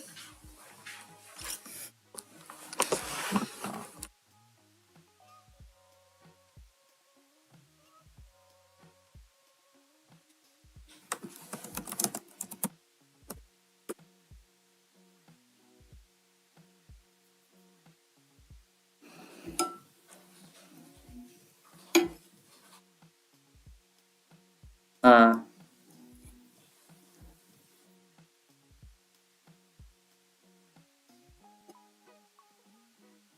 Fascinating, fascinating. I'm sorry, WCUE. That sounds very uncomfortable. I left my beer in the kitchen. I have to go get my beer. I'm sad. Um, like just now? Like Archie? Like now? Because that's really exciting. Congratulations to him. I hope he's doing well and that anyone else who's come out to is taking it well. Rose is going to bring me my beer so I don't have to go get it. She's so nice. She's so nice to me. She's so nice to me. Oh, wait, I needed that. Ugh. But Archie, that's super exciting. Again, like I said, I hope he's doing well and that anyone else he's decided to come out to is taking it well as well and like being supportive. Big, big love. Ultimate Dog Side Eye, thank you for the new subscription. It's good to have you. Um, Always fun to have people in chat to hang with. Yes, I was born in and grew up in California, so I spent the majority of my life so far in California. I am sorry to you all that I can't share the soup with you. It is pretty basic though. I mean, I could tell you all the stuff that goes into it, and you could make your own soup with not too much effort. WCUE, are you eating classic Pocky or are you eating a particular flavor of Pocky? The green tea Pocky is always my favorite. Or matcha? Yeah. Yeah, I was from not in not in San Francisco, but close. See you around TTYL, or shall I say TTYL, TTYL. It was nice to have you in chat. Yes, the green tea matcha Pocky is my favorite.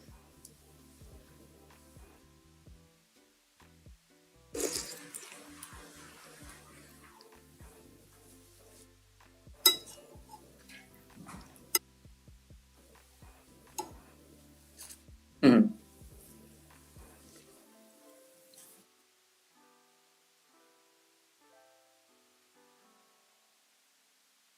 I don't know how long I'm going to stay on stream at this point, because I've already been on longer than I expected.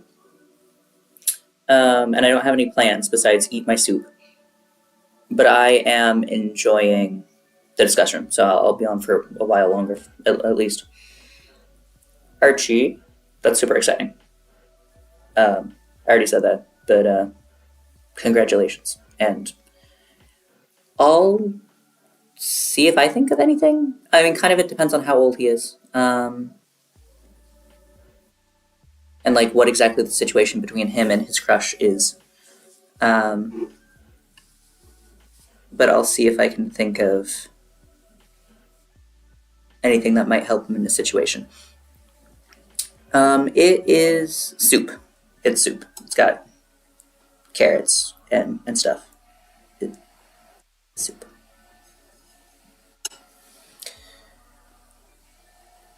Um, Rose offers to cook from time to time to show some little tricks. That sounds like fun. Who here would be interested in seeing Rose make clam chowder? Because I would be interested in that. And maybe we could stream it. Ooh, KFC.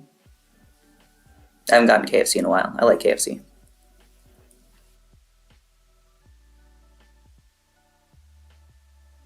Alright, that's 2 votes for a clam chowder stream at some point.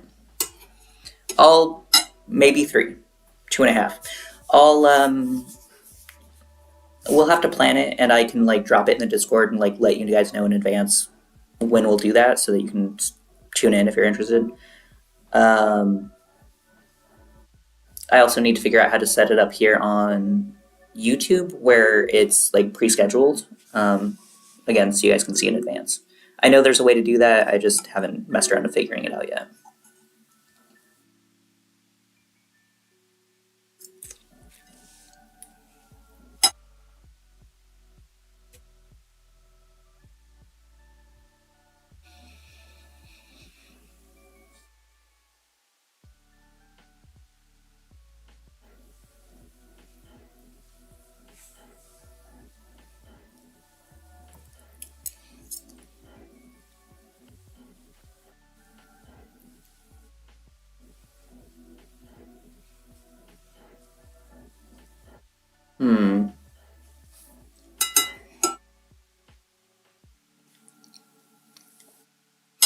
I don't know enough about cooking to tell you why your pizza did that. But I'm sorry your pizza did that. That sounds not enjoyable at all.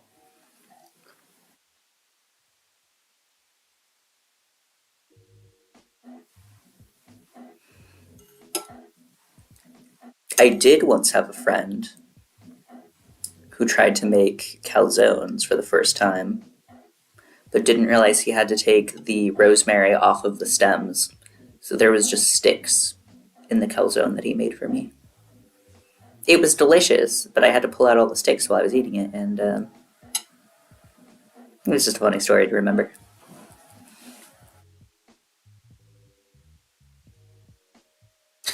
Your cooking skills are decreasing. Is that because you don't cook a lot?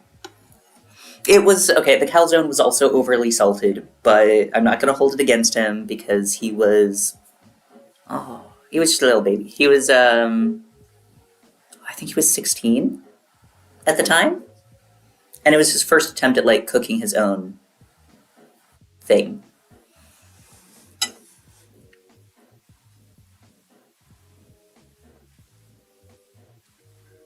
Ah, yeah, busy for school. I like to make soup partially because it freezes well, so I can make a bunch of it and then just store it, so I don't always have to cook something.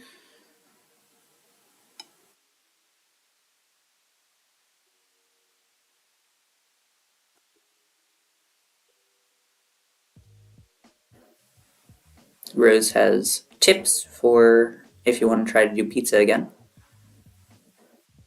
Ev has 100% done that. Done leaving the sticks on the rosemary so there's sticks in your food? Or over salted things? Bread bowls are impressive to be able to cook well. Like, I am impressed at least. But then also, I just think bread is kind of like hard.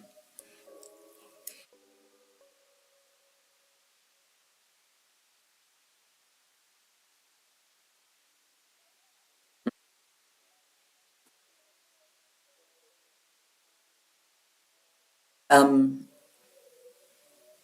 so you know how rosemary grows off a bush and like the herbs itself, or like the part that you actually use for cooking, is just like the little like leaves? Well, this person took the entire stick and didn't take the leaves off of the stick. So there was like a piece of wood in it. Have you ever harvested fresh rosemary? Or always used it pre prepared? Well, yeah. I mean, even if you don't think you're the best cook, like being able to make anything at all is like cool. I mean,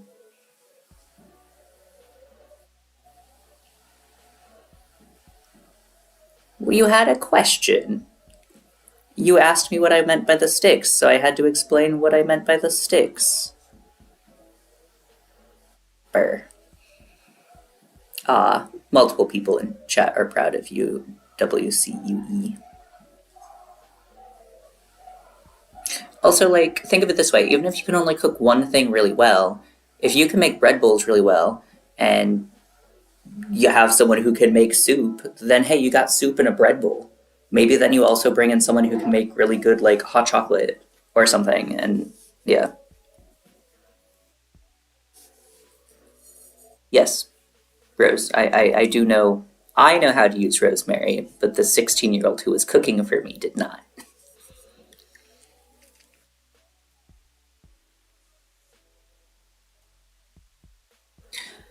Yes, go get some rest, food, water, everything you need. Take care of yourself, Chimikin. It's been nice having you here, and I hope to see you around again.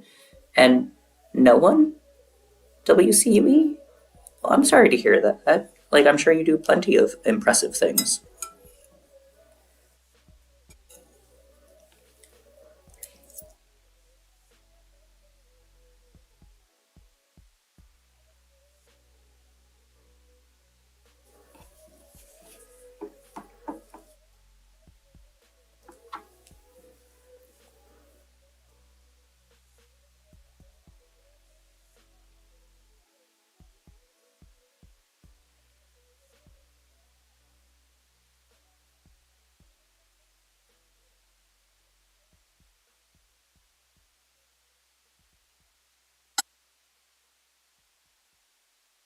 Nice, thank you for joining the Discord. You have another achievement. You won the district championships for cross country. Oh, see, that's also really cool. So, congratulations for that as well.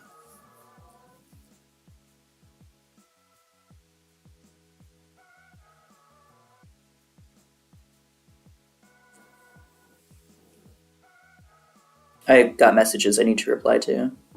So sorry about that.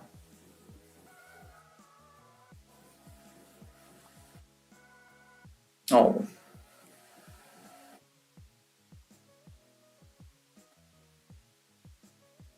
Yeah.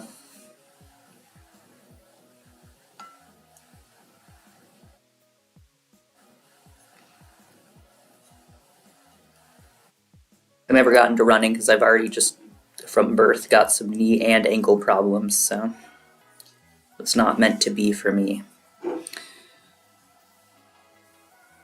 But it sounds like you're healing up, and that's good.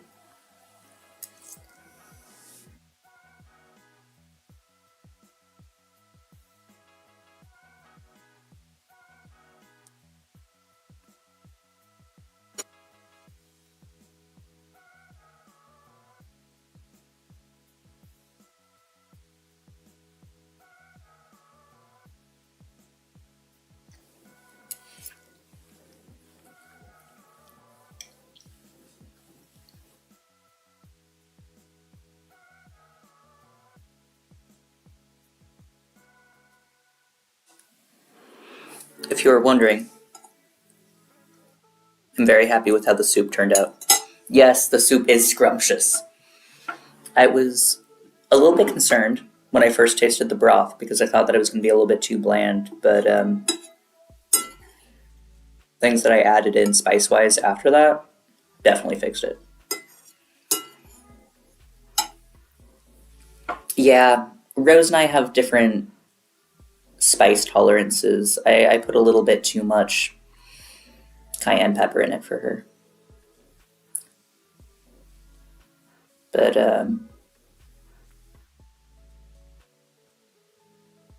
if it's only a little bit too spicy, we could make some rice or something, and you could add a starch to it to balance that out.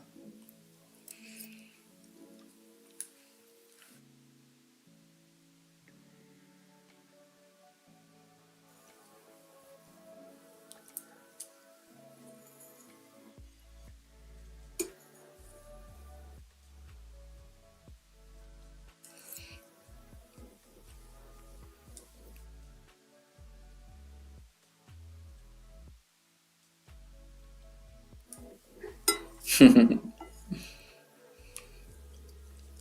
I don't overspice it, you tell me it's too bland. I just can't hit the like sweet spot of the right amount of spices in the food I cook. It's perfect for me, but yeah.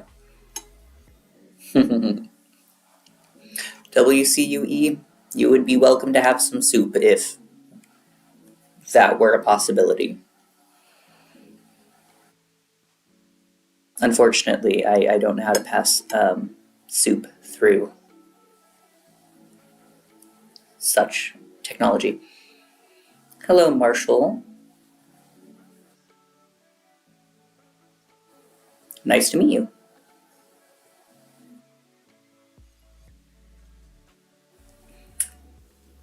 Yeah, it seems not super uncommon that people with widely different spice tolerances will end up living together and having to deal with the problem of finding a happy balance for both of you.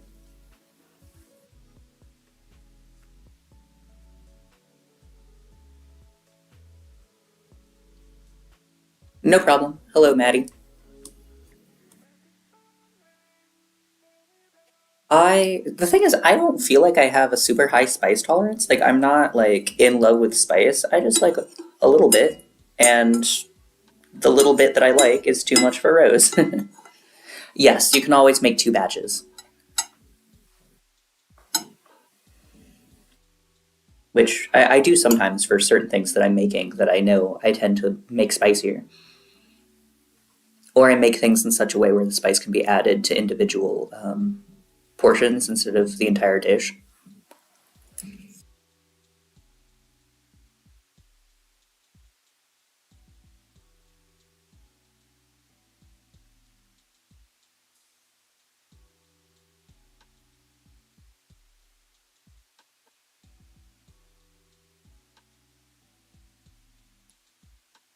Thank you. I've gotten lots of compliments on the ears, so now I'm just going ahead and automatically telling people who made them because that way I don't have to search it up when I get asked.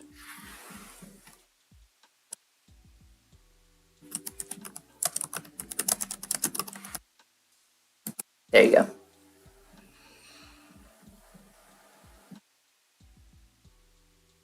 Yeah, I like just the free flowing conversation. Again, one thing about the Discord is for the people who are in it, you can drop specific topics like as recommendations if there are things in particular you want to make sure we have a chance to talk about.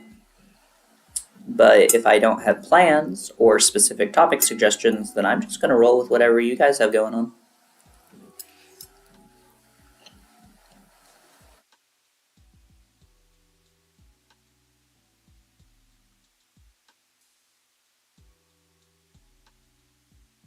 That's a big question. It depends on what type of crafts you're trying to make.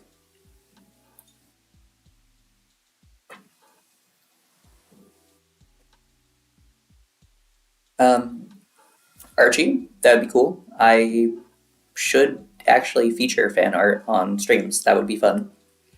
WCUE, I guess like just in general, my like basic overall tip would be stock up on a bunch of like basic supplies, colored paper, scissors, tape, glue, like all those things. Cardboard, paint maybe. Like have a bunch of just like basic stuff that you can use for a bunch of different crafts, and then whenever you feel like making something, you can just like look at what you have and maybe figure out a way to put it together.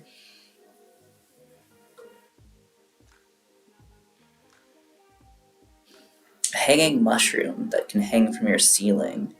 I can think of a number of different ways you could do that. Yes, like Archie says with the junk drawer. If you're just getting into crafting, it's helpful to have just like a bunch of random supplies around. Um, what's with the little faces, Maddie? It's nice to have just a bunch of random stuff around. Yes, maybe go look at what you have. I could imagine, let's see, for a big mushroom, like I could see colored tissue paper being useful, maybe some string or yarn. the fuzzy pipe cleaner things for a stem, maybe. Like, ooh, felt. Yeah, felt also works. I know some people crochet mushrooms, so if you're interested in crocheting, like that would be a way to go about trying to craft it. Um, I love making things out of soda tabs. I haven't made that many things, mainly earrings and like relatively simple stuff like that. But soda tabs are fun, or for me, more often monster tabs specifically. I've never made like tried to craft a mushroom. I've made flowers and stuff just out of folding colored paper.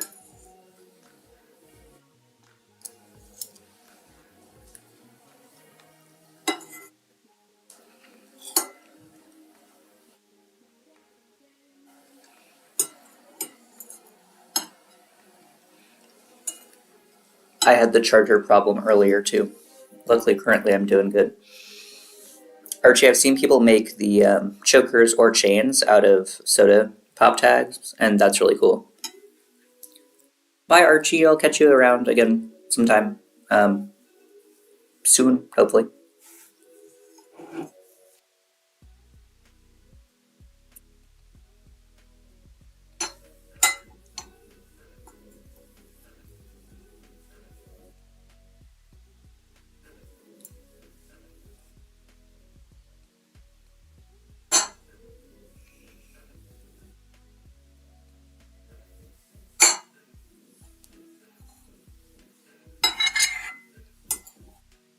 I have painted mushrooms. That's something I've done, but only like in my sketchbook, not like large scale or anything.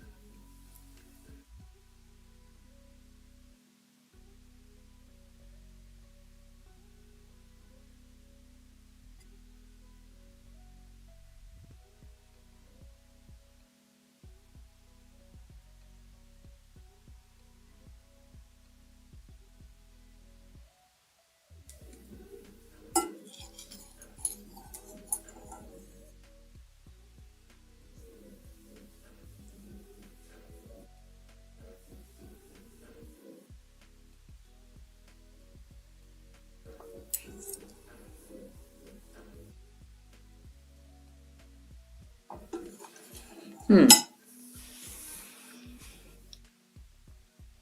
I don't think I've seen pipe cleaner cats. I'll have to look that up.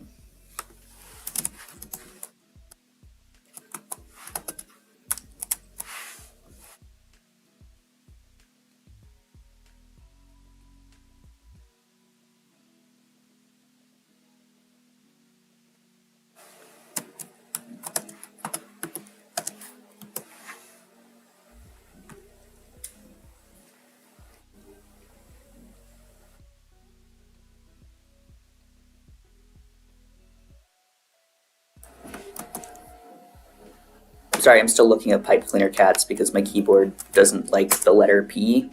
So it was. Oh, those are really adorable. Yeah, those look fun to make.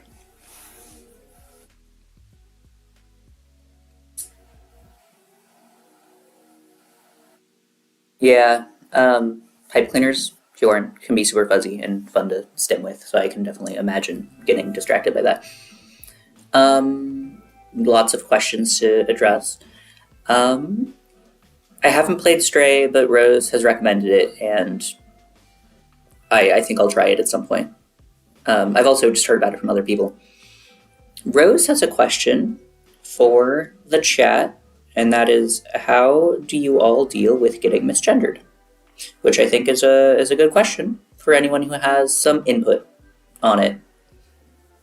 I'll need to think about it because I actually haven't gotten misgendered in a while, so I have to think about it. When was the last? Well, family, but I kind of barely count family. Maddie, you've been playing Stray. It's good to hear that it's fun. I'll making another mental mark in favor of playing it in the near future.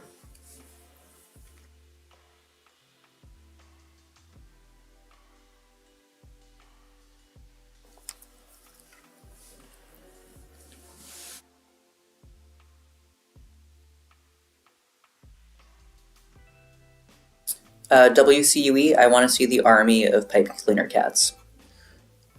Rose, to answer or talk about your question, maybe not answer it. For me, it depends on the situation. I second Maddie's comment of correcting people if you're in a situation where you can do that.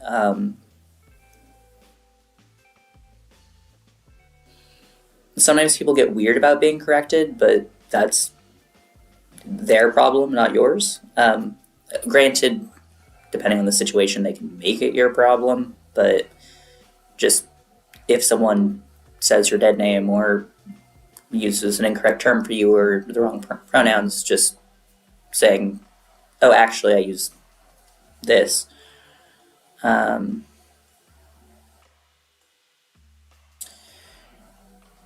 Well, that's a slightly different question. If they already know your name and pronouns and are making it obvious that they're doing it to bother you, such as grinning at you while they're doing it, then that's the harassment. They're harassing you about it.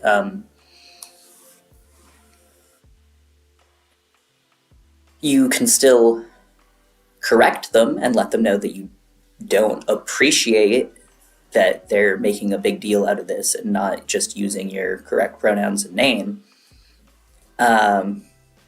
More harshly, perhaps. But granted the fact that I think that this was probably a work interaction, I would note it down personally, physically note it down, time, place, what exactly happened, and who. And I don't know if I would immediately report it to higher ups, but I would definitely keep a record of when these things happened and how much of a pattern it is, and consider escalating that if need be. That said, my work experiences are different than yours, and you might benefit from talking to Hyorin and asking how they handle being misgendered in a work environment, because although you don't work in the same field, your work environment is more similar than mine has been. WCUE, I think a calico would be really cool, but that would require multiple colors of pipe cleaners, so I don't know how hard that would be to do. But I like calicos because they're pretty, and they're kind of trending right now with the whole calico cat hair dye trend. I don't feel like I put that super succinctly, but yeah.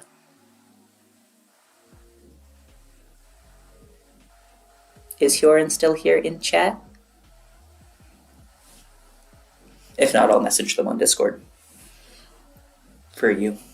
I would like to finish my soup before it gets cold, and I keep forgetting. I got a Discord message.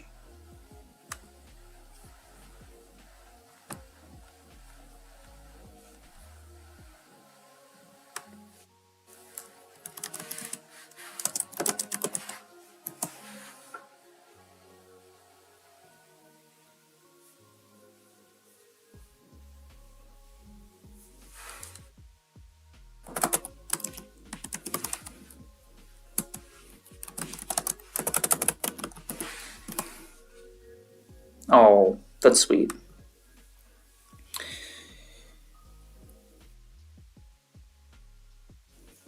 Ah, yes.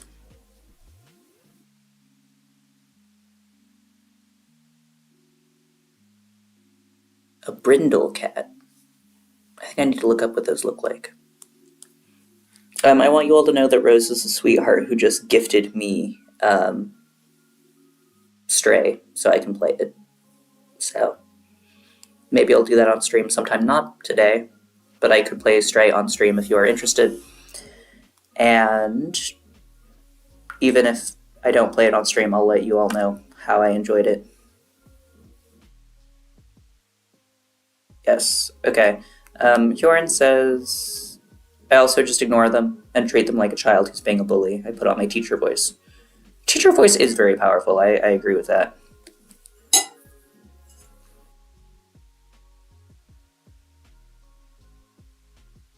It makes sense to be getting sleepy. It's been dark for a while.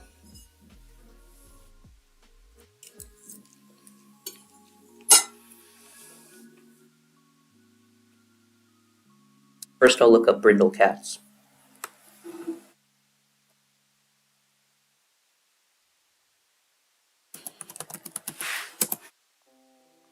Oh, yeah, those are cute. Tortoise shell, I've also heard them called, I think. That's cute.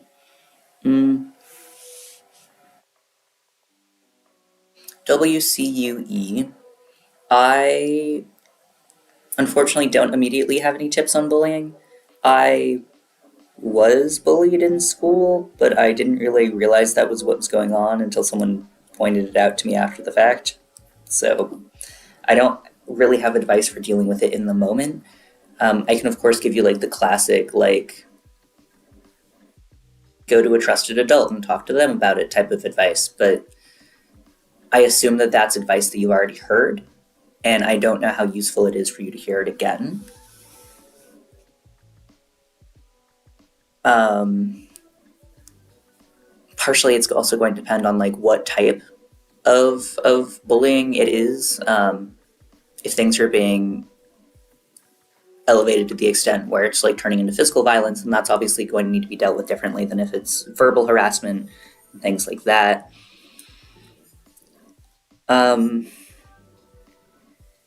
I know Rose dealt with quite a bit of bullying while she was in school. I don't know if she'd have any advice for like getting through it in the moment,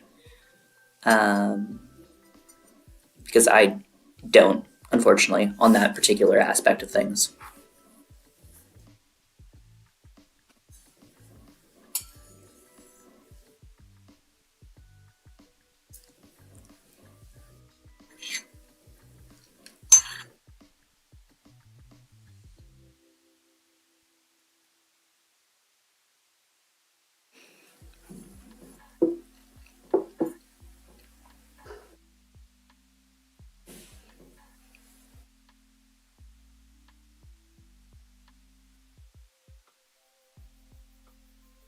Bjorn has advice from experience as a teacher, which is good. I'll go ahead and read that out loud for anyone not looking at chat. Ask to sit away from them in class, check in with the teacher, etc. Bjorn teaches middle schoolers and often does restorative justice circles with affected parties. That's really cool to hear about. Unfortunately, Rose didn't have anyone step in to help when she was being bullied, but that was also a while ago, so you might be able to get more assistance in schools these days. I'm really sorry to hear that you've been dealing with that. That's really difficult. Having a support network outside of school can also help, of course, because that way, even if bullying is still going on in school, you know that you have people in your life who you can turn to when you need to. But that doesn't make getting through the school day itself any easier.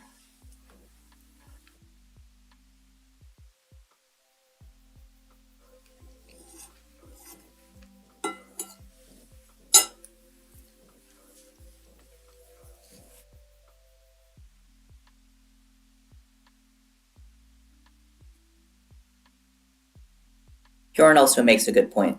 Not every adult is going to be the right person to talk to, but you can certainly find someone who will be good for you to talk to.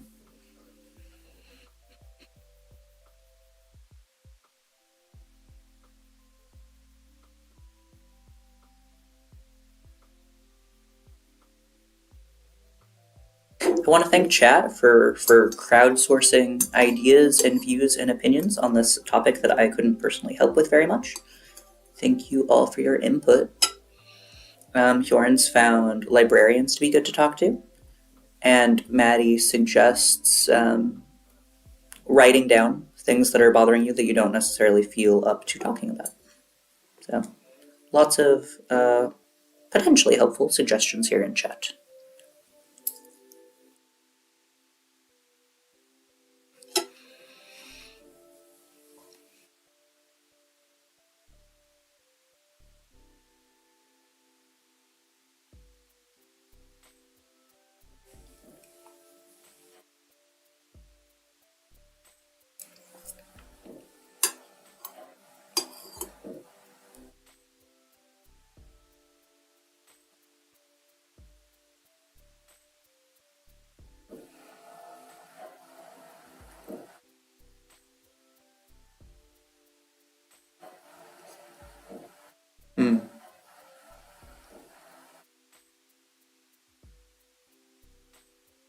Yep, school counselors are another resource that might be helpful.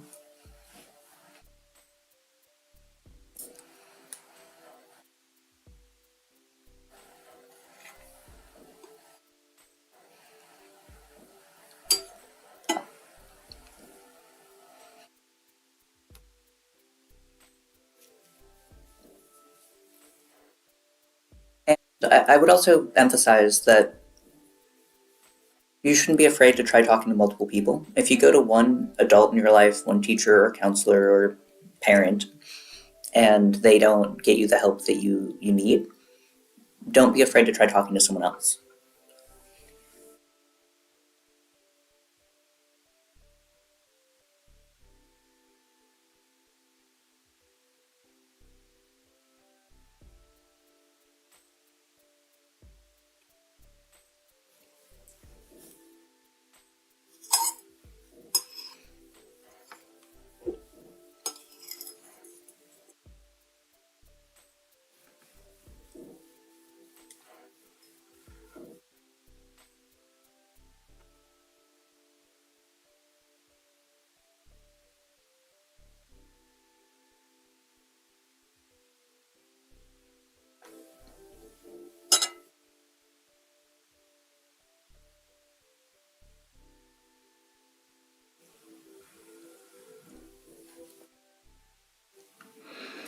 Hjorn says there tend to be different types of counselors in schools. A social worker is one that's specifically designed to help you with peer to peer stuff.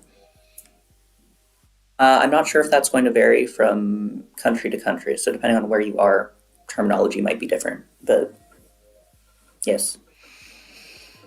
Um,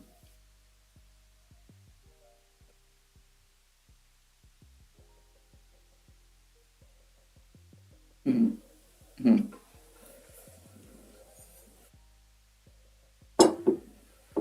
Yeah, I can understand having those concerns.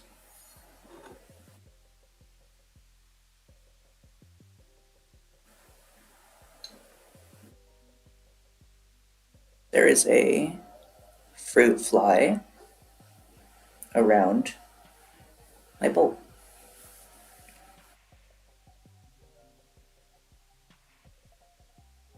Yeah, America does have protections in place for that kind of thing. Um, but again, I am aware that not all of my chat is always in the US, and yeah, know that some things are different sometimes.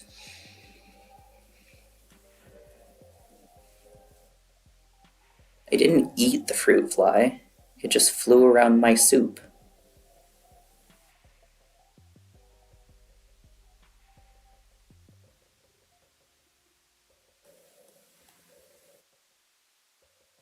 I took out the biotrash today, so there should be less fruit flies.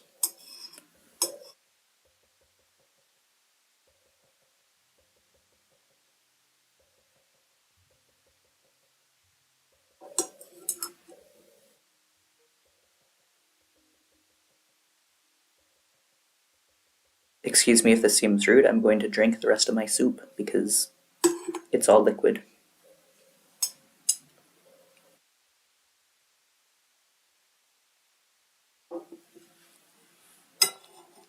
I'm sorry that you had to deal with that, WCUE. The advice of finding someone to talk to, finding an adult in your life to talk to about it, still remains my go to suggestion.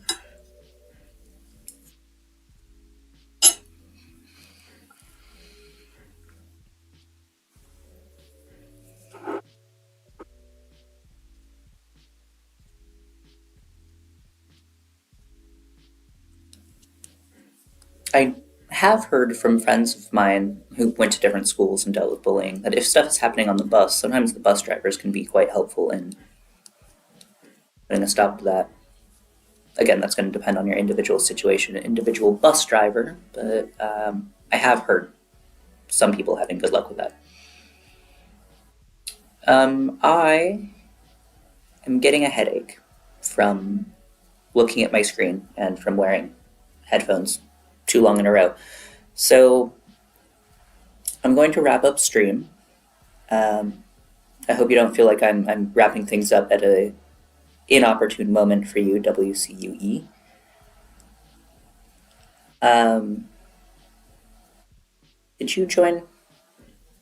Did you join my Discord? I don't remember. If you did, we can chat there if you need.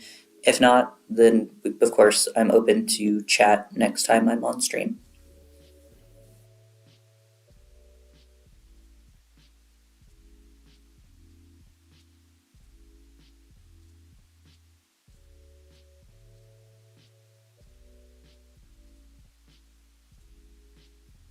Oh, for my ears, Tunes. Oh, thank you. I like the ears a lot. Oh, also I need to plug my laptop in, so it's perfect timing for me to wrap up and be on my way. Rose has dropped the Discord link in the chat again, so if you are interested, I always post when I'm going to be live in the Discord, and I'm posting progress pictures of various crafts that are being worked on and all of that, so you can also suggest things to be talked about on stream, so feel free to check that out if you want. And I am trying to stream once a week or so. It doesn't always work out quite like that, but I'm trying to be pretty regular, so. It was nice to talk to all of you. Jorn, thank you for catching the stream. That was very nice. And oh, Rose also would like to talk about games. So if anyone wants to talk about games in the Discord, I specifically made a new section for games so that Rose can talk about games. So feel free to do that. All right. Bye for now.